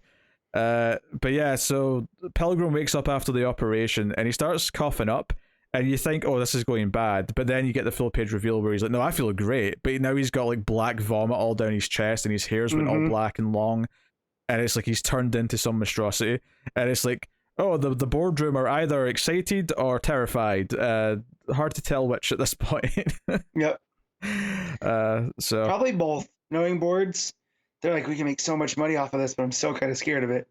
Yeah, so basically this, what he's just done is like sort of like triggered something, and it looks like Jennifer is about to find Swamp Thing, but we also basically see that like places around the universe, like we see a Green Lantern kind of react to like some law of reality has just broken because this guy has merged with this elemental being. And then we get this tease at the end of a character who's also noticing that something's happening in Motor City, who's got like metallic feet. So that's a guy named Jack Hawksmoor, who I looked up. He's from Stormwatch. I never heard of him. I'm so proud of you, Pete. Usually I'm the guy that looks all this stuff up. Well, I was like, do you know what it is? It's not so much that I need to know. It's more that I'm worried that I'm supposed to know and I'm just being an idiot and I've forgotten. So I'm just I was confirming it was someone that I wouldn't know. It was basically what I was doing. So I remember the name Jack Hawksmoor. Like I haven't encountered it, but I had no idea who it was. And then I looked them up, and they're part of Wildstorm or Stormwatch, right? Stormwatch, yeah. Stormwatch, yeah. What? No, I was waiting on you. Oh, okay. Yes, sir. Did I just hear a firework? No, I think someone's doing work next door.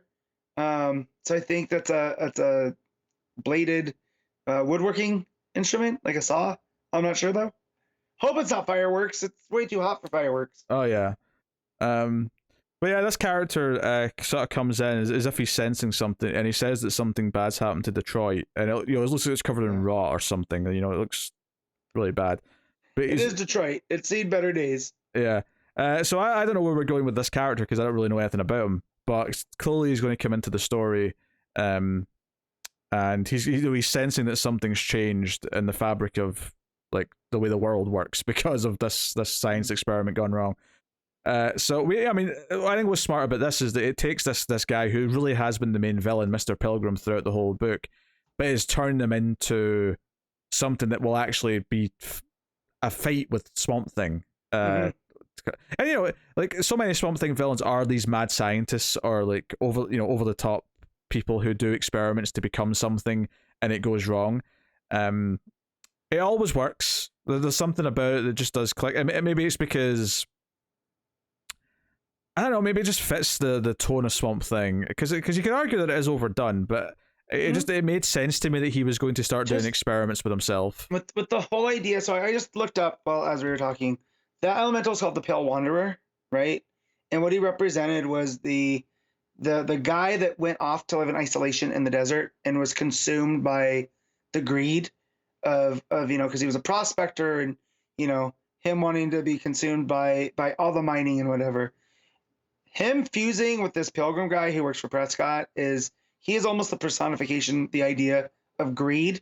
And yeah, sure, we've got mad scientist stuff. Like we have Anton Arcane and we've had the Rot and all this other stuff. But what Ram V seems to want to do with the concept of ideas, and that's what shapes the world around us, the idea of greed being the ultimate villain of like an earth elemental.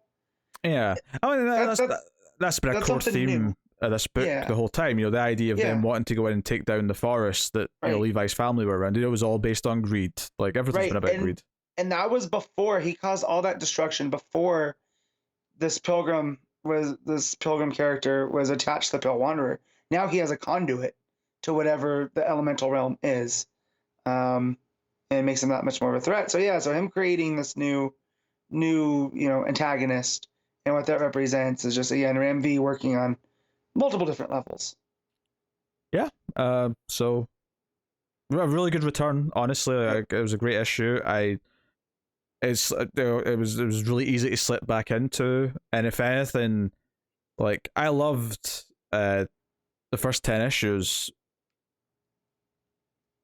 but where was I going with that? I was gonna say is I remember issue 10 being good, but not as good as the previous few. And I think this one is like probably one of the strongest issues the entire book's had. So basically, what I'm saying is I'm a happy boy.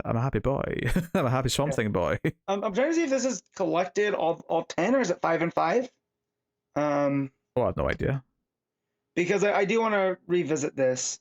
Because after reading this, they could do a 16 issue deluxe when it's all done. Yeah, I don't know, but I want to read this now with this in mind. But yeah, it seems it's just Future State, Swamp Thing 1 through 2, and then Swamp Thing 1 through 4 are the first. That was just. That makes sense because then it'll be 5 to 10, and then this to 16. Yeah, right. It'll be 3 trades. Yeah. So yeah, and that's good. But yeah, I definitely want to revisit this just to have all of that so the story can fill in. Because again, remembering that the Pale Wanderer right now was this personification of greed makes this land a whole lot better on this time. But this is always a book that is better the more we talk it through. Oh yeah, for sure. Now. Like I always liked the issues, but it's not until sitting and talking to you and Connor that everything starts to bubble up and you really start to see where it sticks out, and I end up liking it a whole lot more than I already did.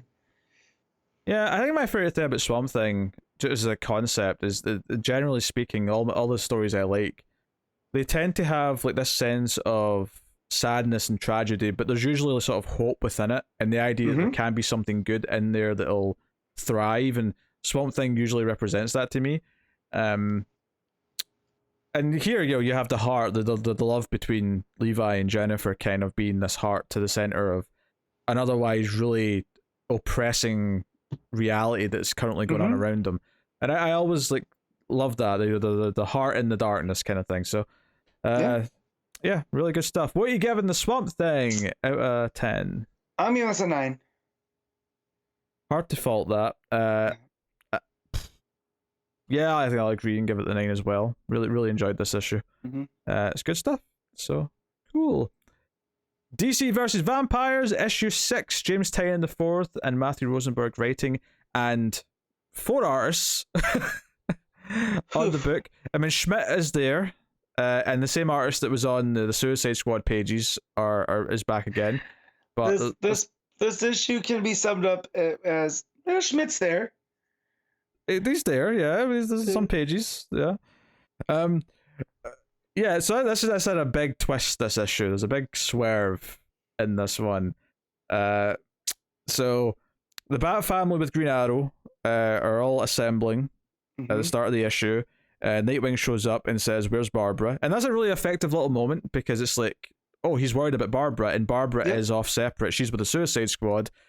Fighting some of the Suicide Squad that have turned into vampires, and there is a really good laugh here actually. So so they finally get through to Waller, and Harley's like, "Oh, like it's just me and Deadshot against like the rest who are all turned into vampires." So Waller turns off or switches on all the bombs in the necks that aren't, because she's like, "Oh, so wait, what do you mean? You two? Who is it? Who's not a vampire?" And she's like, "Oh, me and Deadshot." So she blows up the heads of all the other members of the Suicide Squad, which is effective in killing the vampires. However, Harley may have miscounted because she was literally just talking to Captain Boomerang, who was not a vampire. So she calls him the German with the frisbees, which of course no one knows what she's talking about because it's not. And then Boomerang. He's like, "You think I'm German?" Yeah. So he's just like saying something to Harley, and his head blows up mid-sentence, and he's like, it's like, "Oh shit, I forgot he was here." And Babs like, "You just killed Boomerang." He's like, "Keep it between us girls." Like, and then Deadshot's like, "I'm here too. Oh, I forgot." It's like, so there's this weird running joke that started that Harley just forgets who else is in the room. Yeah, which I'm not a big fan of because Harley's, but whatever. This is an Elseworlds style. I mean, I don't know, the like Boomerang dying by accident. So funny. Was funny. Yeah, that was so funny. But there's some other characterization stuff that goes forward and just things that don't line up. And we'll get there.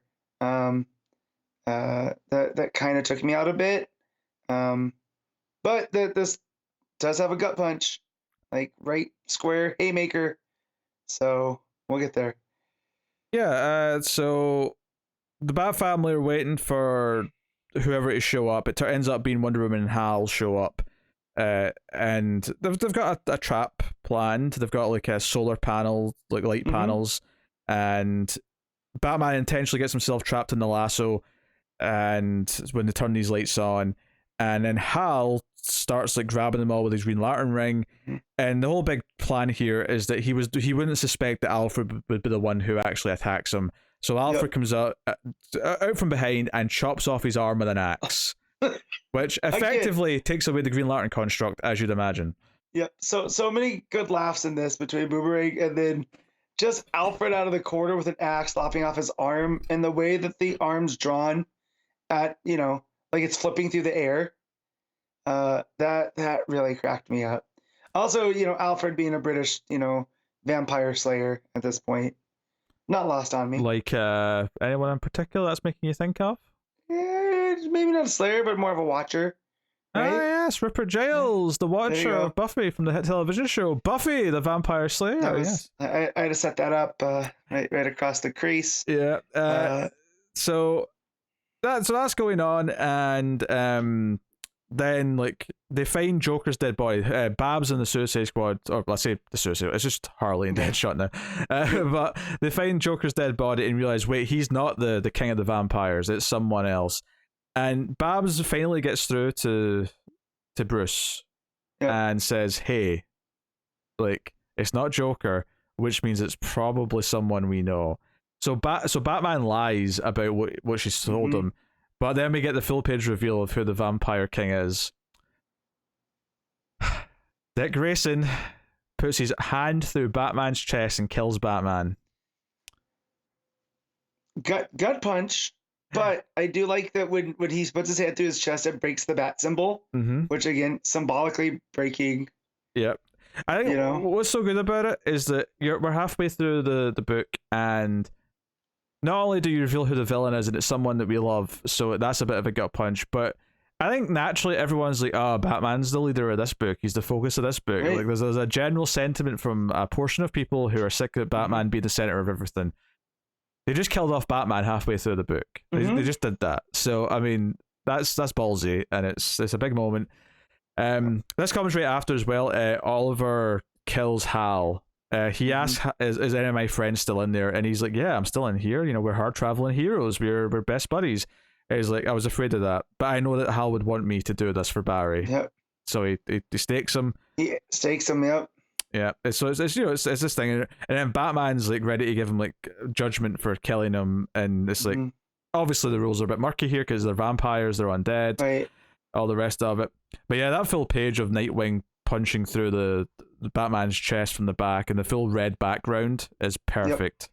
Nightwing with just being in black with the blue symbol in the teeth. Oh, nice touch. So then, of course, the Bat family's trying to fight him. Damian is like, "Father, hang on," and he's like crying his eyes out, which is really funny that we got Damian like reacting to the death of a loved one twice this week. Twice. This kid in trauma, man. It's a whole thing. So they eventually get to the Bat submarine that was sort of like for their escape. They're having to run from Nightwing, and Nightwing kills Tim by stomping his head into the ground. Yeah. Well, also, so Tim's like, "There's no way you pass all the tests," and Dick brings up like, "Oh yeah, no, your beloved Starfire." Where I was like, "No, that's not. You guys are confusing your Robins. Like, that's Dick's beloved Starfire." Oh, that's what you were complaining about? Oh, right, okay. That's just one of the small things. But again, I get she's Tamaranian and their blood's different. Just, I don't know, a little bit Deus Ex here, Okay, I'll give you that line is weird. I actually kind of loved it. I loved how I love the fact that Dick immediately kills most of the Bat family. I think that's actually kind of wonderful. That's brutal in that way. I just the way that it's compiled, I don't like. And again, confusing the characters. Just, I know it's an alternate Earth and whatever. Wait, but how is it compiled badly? What are you talking about? So just like the way that he monologues to Tim about about the Tamaranian blood and this, that, and the other, and just, I don't know, it just didn't land with me. Okay. But I do like the idea. Again, I hate that Dick Grayson's the king of vampires, right? Because I'm supposed to. It's a turn that's worked effectively. Yeah, I love this scene. I mean, I agree that him saying your beloved Starfire is a bit weird, but other than that, like, I loved him brutally killing Tim, who's kind of a fan favorite Robin, and then Jason gets a heroic thing because he wants to go back and try and save Damian, even though like Oliver's like, nah, it's kind of too late for him. He's probably already gone. Yeah, because Dick's already bit his neck. But then Jason gets bit by Wonder Woman, and he's going to get turned, even though he doesn't want to. Dick's like, no, sire him because he's going to be useful. He even cracks a joke about how, oh, you've come back from the dead before, so this time will be better. He's such a prick. But then Jason says, do it, Oliver, and Oliver like stakes him from a distance, fires an arrow and kills him, just to make sure he can't turn. So you get this big dramatic ending, and then it's like, okay, Dick's the leader of the vampires, and we get a montage effectively of like Superman burning the White House, Firestorm burning a forest, other heroes around reacting, and which I will say the art plummets for this page because it just changes completely to someone else, and it's really sort of wacky and cartoony versus the rest of the book. So yeah, the last page looks terrible, but it's like, okay, so Dick's the mastermind, and now it's Oliver, Alfred, Babs. Well, Babs is with Suicide Squad, but yeah, Babs I know. She's still Team Good. I'm just thinking about who's actually with their group. They've got Cass, because Cass gets injured, but she's still alive because Oliver's arm broke. Oliver's carrying her onto the submarine. So you've got Oliver Queen, Cassandra Cain, Alfred, and then possibly Babs will get back to them from the two Suicide Squad members. But it's like, before you had this comfort of like, oh, Batman's got the whole Bat family, they're going to be fine because they're going to help each other. They're a tight unit. Nothing can stop them. And then the heart and soul of the Bat family is the bad guy and kills most of them in the same scene. Yeah. I don't think it can be understated that Dick Grayson in one scene killed Batman, Tim Drake, Damian Wayne, and Jason Todd. Well, Damian's not all the way dead, because remember, that's why Jason went back in. Well, he's going to become a vampire, though. Yeah, but we also know that one shot that's coming from Rosenberg as well, featuring Damian. Yeah. So, which made him sound kind of like Blade, to where he's not quite. He might be a Daywalker type. Sure. No, it's just, but he takes out or converts like all the Bat family in like one scene, pretty much, barring Cassandra Cain. Even she gets injured, and that's a big deal because Cassandra is the best fighter. Yeah, he breaks her arm. I've never seen that. Yeah, she's always on the other end of that. She's doing the breaking. Because I saw you tweet that you didn't like some directions of this, and I was reading it, waiting for like, what's this direction he doesn't like, and I loved the direction because they just took my favorite character and turned him into the villain, and he is now the best villain of all time because he just took out the entire Bat family. Like it was nothing. Yeah, I just don't like the monologuing of it. It was just, and of course I want to know more. Like how did he get infected? They're blocking out the sun with fires and whatnot. Yet, the other Superman family people, you see them on that last page, at least Supergirl, right? Supergirl and Steel, but they're not been presented as vampires though. I think they're I know because that's under the narration of like all the other heroes in this world are going to see what's coming to them, kind of thing. Right. So it makes you wonder, like, that they need sunlight. So how's that going to impact them? Well, so does Superman technically. And this is my biggest thing with how they just throw in there that we turn Superman, And I'm sure they're going to go into this. This is not a mistake. I just kind of want to, like, is this a biological vampire thing or is this, again, a magical? Because I need to know, just for me, how it works with the alien DNA stuff, like with Superman. Because if it's magic, it affects them all the same, right? But if this is a biological thing, I just need to know how vampire cells are, because now he's just a regular vampire once they block out the sun, so they only use him early, knock out the White House, and they're done with him? I'm sure the idea of him not being able to charge from the sun is going to be approached in some way. It would be weird for them not to touch on that. Yeah. So yeah. Well, I mean, we'll see. We'll see. I'm still going to finish it. We're half through. So I don't even need to say I'm still going to finish it. I still really like it. I don't need to caveat by saying, I'm still going to see it to the end. I do. Because I was real big in the first I'd say 4. That's maybe the best issue of this yet. I disagree. I still think it started with the barring the fact that the art is all over the place because there's too many artists. That is a legitimate problem. But like, honestly, Dick Grayson's heel turn here is the best scene of the whole. Oh yeah, no, it's a great heel turn, and I hate that it made me feel things. You know, and I love that it kind of put you into a false sense of security because him being concerned about Babs makes you think, because obviously in hindsight he's just wondering what's Babs up to. Is she going to like find out or ruin my cover? But in the moment you read it as he cares about Babs because that's how we think of things. Yeah, and her being on the cover, and like you look at this cover now, which is Nosferatu-esque, and it's Babs, and we know who the King of the Vampires is. It immediately made me worry about Babs, that maybe she won't make it back to them and it's going to be this heartbreaking thing. Instead, they swerve me, and no, he's concerned because he doesn't want her discovering things, and now you just know that he's going to now try and convince her to turn, because he probably still has feelings for her, so he's going to be like, join me in the everlasting vampire love, my dear. Yeah, and that's what was important about Hal saying that he's still in there. It's just different. For sure, yeah. You know, this is still Dick Grayson. You know, and that's what's the biggest tragedy. Yeah, and there was a debate at one point. Harley asked what happens to the headless vampires. Do the heads grow back? And I'm used to decapitation still killing a vampire. That still usually works. So I don't know if they're going to stick to that in this, or if they're actually going to have growing back heads. But we shall see. You gotta remove the head, stake the heart. You know, or burn them. Use silver. Fire works too. Burn them.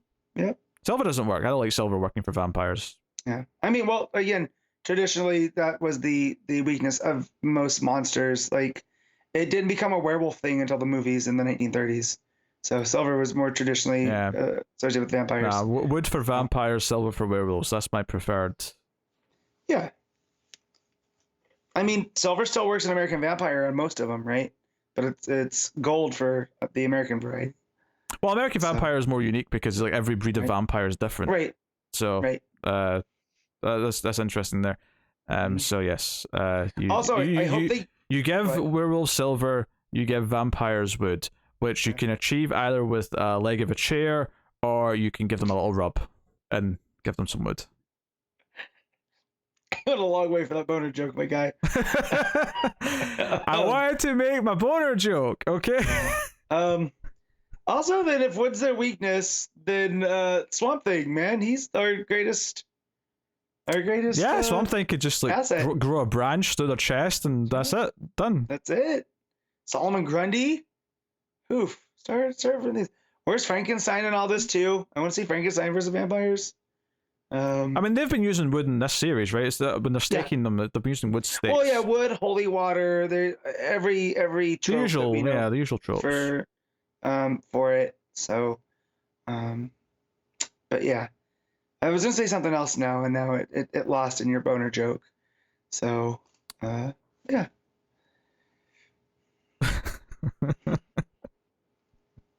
Too busy thinking about erections, Matt. Yeah, especially Dick's erection. Like, come on. Okay. What are you rating this issue? I'm gonna do 7.5, mostly for that art that is shambles. But I'm gonna give this. Honestly, I would be giving this an 8.5, but I'm going to give it an 8 because of the art. Like I say, I'm going to go down a half point because the art being mismatched and all over the place hurt it a bit. Which is weird for a miniseries like this. You think they would just like, sort of delay the issues a little to keep the main artists. Is this out of 10 or 12? 12, I think. Maybe that's why they want to keep it going one per month. I guess. So that might be why. So I could see that if it was 10, then we might have had a break. You know, like give Schmidt a break, and we have like an all Suicide Squad issue by who is that, DeMeo? I mean, sure. I mean, Human Target just get a break, but I guess the prestige of that is a bit higher than this vampire story. Oh dear, the cover of this was telling us everything we needed to know. The variant. I'll check it later when I'm looking for covers. Yep. All right. Batman One Dark Knight issue 2 by Jock, who did both the writing and the art. So you went back and read issue 1 then, I assume, since you I did this, yeah. Yeah. So the first one, when this first came out, it was a time thing. I had a very busy week, and I just couldn't fit in a big, heavy page count book. But then once I started reading it, it is a showcase for Jock to do these big panels and whatever. So it does read fairly quick. So, yeah, for its 50-page count, it is a quicker read. I really liked this show. I love the premise. I love what it set up. I thought it was a really good time. Yep. Obviously, it's been like 3 months since the last issue. I forgot some things. I forgot that the main villain's initials are actually EMP.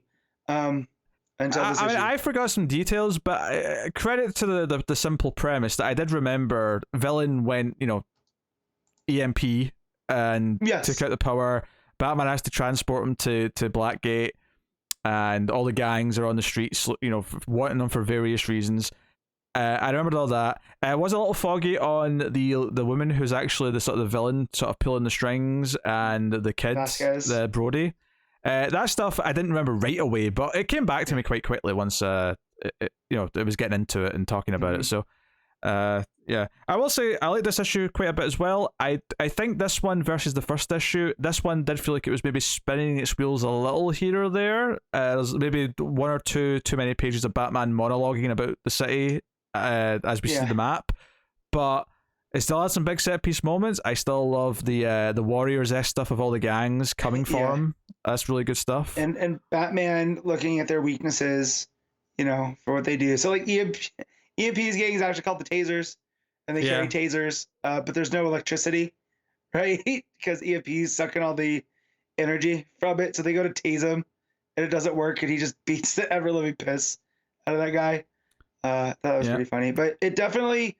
It's at its best when there's less dialogue, which, I mean, Jock, for all his strength as an artist, writing still has to be worked out, I think, a little.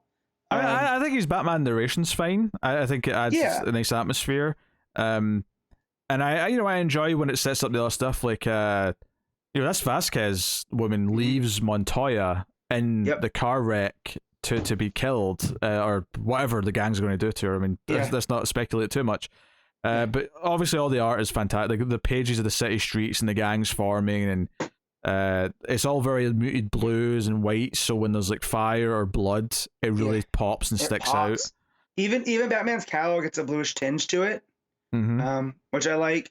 And then like I remember there's a scene that happens at it's 2:51 a.m. and there's like this slightly blue haze over the city, which is like, if you've ever driven close to a big city at night, you just get that light pollution vibe, and just nails it throughout this whole book. So Batman's carrying this EMP guy who eventually does wake up, and he's actually quite apologetic, of course. He's like, I don't want to, like, when I went boom unintentionally, I fried the brains of children and families, and that was not something that he actually wanted to do. Right. But so there's this kid, and the kid was teased towards the end of last issue, this Brody kid, but it's actually EMP's son, although the kid doesn't know that his father's EMP. Right. He thinks it's just this other guy's in the gang. Yeah, because the mom died, right? And so it seems like Vasquez has taken a interest in this kid, because she seems familiar with him more than he's familiar with her. Yeah, and it sounds like Vasquez lost her family in the EMP stuff, and that's why she's got such a vested interest in all this. She's orchestrated this, Yeah. But she's after the kid, and the kid's like running around, and she eventually gets to him and actually has a small EMP blast himself. So clearly he has similar powers. Yeah. Maybe not on the same scale yet, but she wants to use them clearly to fight EMP. Yeah. And it's also super grotesque when they give out that EMP. Like, you see his eyes start glowing. Oh, yeah. And then the face, and it seems like a huge event. And again, the strength of Jock is through the art and through the nonverbal storytelling. Oh, yeah. See the sequence in the middle where Batman and EMP are attacked by a gang on one of the rooftops? Mm-hmm. And there's like he's having to hold on to EMP over the side, but there's a guy trying to stab Batman, so he has to kick him over. Kicks him over, and he's still holding on to EMP. Yeah, and they're on like old train tracks at this point, so like the gang starts pushing this old like railway car towards Batman. It's really visual, it's really big, and but really moody at the same time because of the setting. Yeah. So they never sort of betray that feeling to it, which is really, really cool. I feel like this story would make a great animated movie. You know, sure, yeah. One Dark Knight, and they could try to do Jock's style in the animation. Yeah, and that'd be real cool. There's a bunch of corrupt cops who are asking or answering to Vasquez, and they are not intervening in the gangs and anything like that. They're keeping their nose out of it. So yeah, sure enough, like all this is bubbling up. The kid actually almost gets attacked by one of the gangs, and Batman like throws a batarang just on his way past, because he's trying to get to the location on time. You know, he needs to get there. And you see the kid that's in trouble, and does his thing, but we know it's him because of the red hoodie, which is a nice, other nice storytelling. And that art when the EMP goes off as well, with the purple light coming, through the rooftops. Yep. Really, really good stuff. It's beautiful. Yeah. So, I mean, we get to this point where she's got the kid. Batman sees this EMP go off, and he's like, "Shit, that's someone that's got powers like EMP." But I can't leave him and go and deal with this. The big thing here is that Batman mentions that he's run out of supplies, and Alfred's trying to communicate with him, but the communications are still down. But he finds the Batwing that he had in issue 1, that he had it on autopilot, but it went down in the EMP blast. He's like, oh shit, great, there's supplies in there that I can, refill my belt on my journey. But it turns out it's a trap. A bunch of gangs have already are lying in wait and come after him. So we get barrels of fire being thrown at him. The gang grabs EMP and pulls him into the sewers. So it's and you can feel Batman's desperation. He was like 2/3 of the way there, but he's about to lose EMP. He really wanted to keep a hold of him. So you kind of feel this he's fallen through his grasp kind of thing. But there's this really this really dark part where one of the gangs is up on the rooftops and they see the other gang down in the street, and shit, they're sitting ducks. Let's throw some Molotovs. What the hell was that? That was it's garbage day. No, Matt, say it properly. It's garbage day. Yeah, that's Silent Night, Deadly Night too, right? It is indeed, yes. Yes, I'm gonna have to. Yeah, never seen that one, so. It's worth watching. I recommend the Silent Night. I've seen that meme numerous times, but the movie not so much. There's some other comedy gold in it as well. I mean, it's a little bit frustrating because half of it's just the first movie and flashbacks, but the other half that's new is still really worth watching. Yeah. But anyway, so that this gang throws down Molotovs into the other gang, and then they shoot at them, and it's really dark. Batman has to jump down the manhole to go after EMP as these guys are burning alive. There's not much you can do for them. It's a really dark page. Yep. Yeah. So honestly, if I have a critique, other than the fact that there's maybe just a little bit of wheel spinning to maybe add 5 or 6 pages, is that the cliffhanger is a bit weird. Where Batman goes into the sewers and goes, "It's dark down here," and he smiles and he's like, "I like it." That last line felt a bit off to me. I thought it landed just because this is him in his element, right? That it's dark.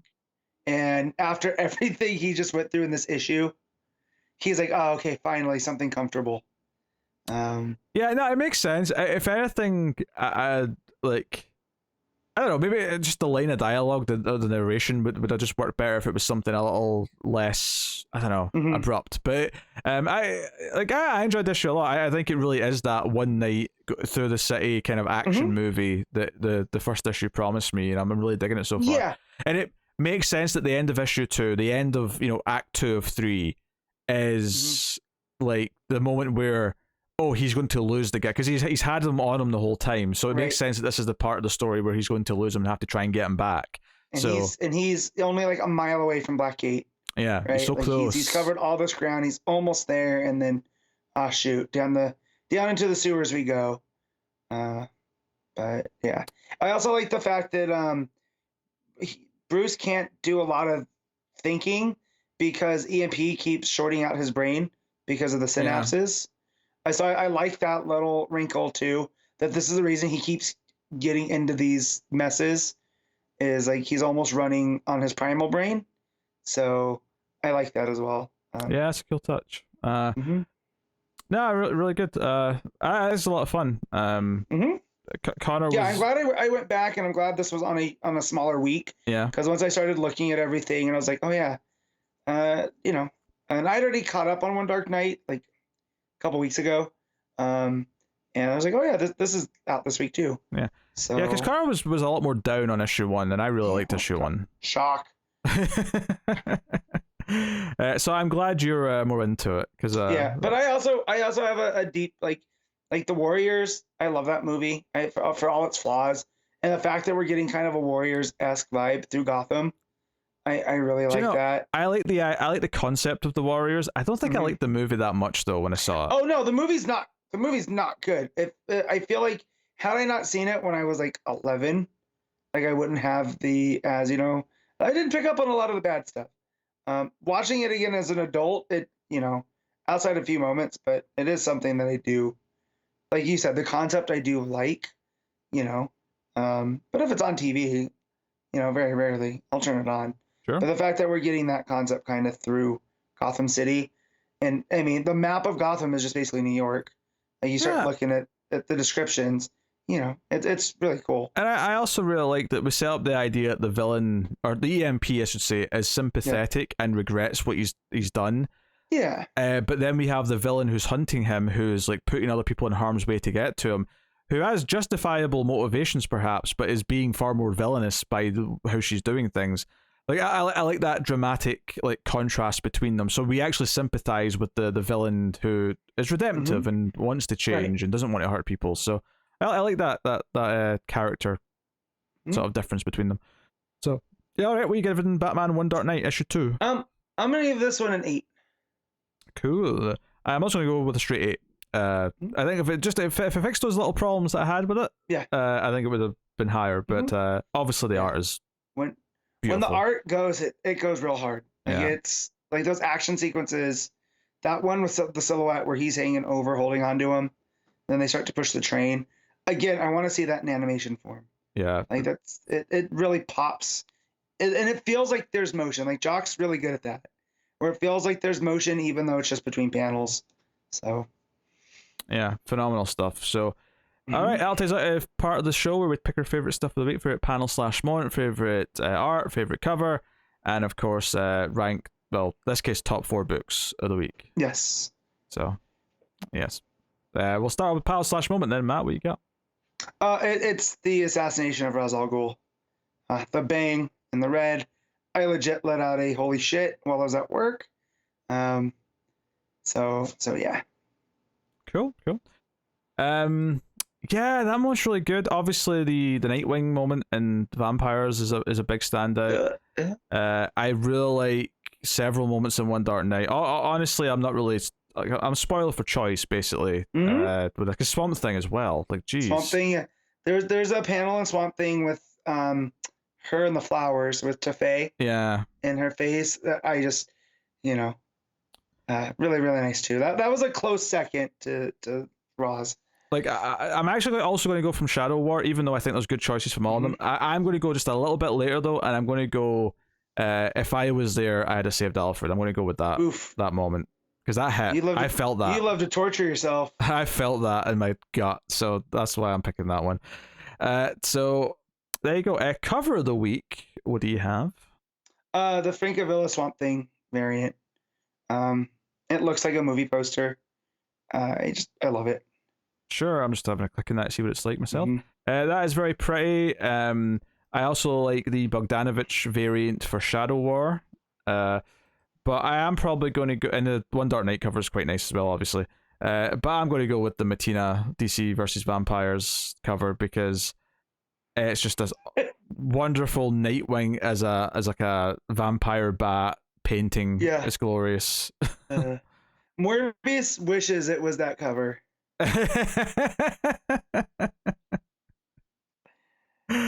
Morbius. Bat radar. I still can't get over that. I tried to talk my wife into going last night. She was having none of it. Well, so you'd be proud of her. Despite all the evidence to the contrary, meaning marrying you, she's a smart woman. Yes. So, all right. So that's cover. Best art of the week, Matt. What you got? I'm gonna go with Swamp Thing. Mike Perkins. And I don't know if there's a new colorist, but the opening scenes with Jennifer and Tefay felt different.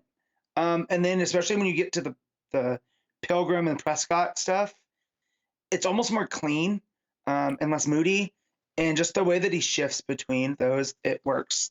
Do you know, well. I would be very tempted to pick it. I think the art in Swamp Thing's great, and it's only gotten better as time has went on as well. I think I am going to give it to Jock though for One Dark Night. Fair. Just a smidge. But Bogdanovic was really good too. Honestly, I think DC versus Vampires is the only one that's kind. I don't want to say the word dud. That's a bit harsh, but no, it's not a dud, but it could have been better. It's just too many cooks. That's all it really comes down to. But all the other 3 books I read though all had really good art, to if not all great art, to be honest. So, but I'll go with Jock, One Dark Night. All right, rank your 4 books, Matt. All right, number 1, Swamp Thing. Number 2, Shadow War. Number 3, One Dark Night. Number 4, Vampires. Yeah, number 1 for me. They're all very close. Yeah, number 1, Swamp Thing. Number 2, Shadow War. Number 3, Vampires. Number 4, One Dark Night. Oh, Vampires and One Dark Night are really close. That's kind of hard to be honest. I thought you were gonna just ape mine and go. What happened? Yeah. So just to be different, I'll put it that way around, I suppose. There you go. It's yeah. Honestly, it's like Swamp Thing's my number 1, Shadow War's my number 2, and then 3 and 4 are basically tied. But there it is. For different reasons, though. That's cool. That's probably clear from what we talked about in the other one. But yeah, all right, so I will now tell you what's coming out next week from DC Comics. So coming out next week, we have Batman 122, we got Batman Killing Time issue 2, Suicide Squad issue 14, Batman Beyond Neo Year issue 1, Wonder Woman Historia, The Amazons issue 2, Monkey Prince issue 3, One Star Squadron issue 5, World of Krypton issue 5, Earth Prime issue 1, Batwoman, and Flashpoint Batman Night of Vengeance issue 1. They're reprinting that? Okay. I'm saying it's got to be more than just that, because it's a $7 book. Maybe it's all 3 issues as well as the one shot. Yeah, that's what I'm thinking. Yep, it is all-in-one reprint of the 2011 3-issue series in a periodical format, which I don't know what that means. Is that just without ads? Time to release a Flashpoint 0. Yeah. I don't know what that means. It just means it's sequential. It's just like it just goes straight into the next issue. Yeah. But anyway, that's what's coming out next week. And what's really weird for us as a show is that there's only 2 books that we're all doing next week.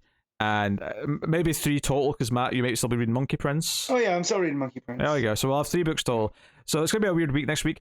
But it is actually episode 300, which means it gives us time to do some special one-off stuff. So like I said at the start, the voting form is out. It'll be on the description, and it's on Twitter at DC Comics Podcast.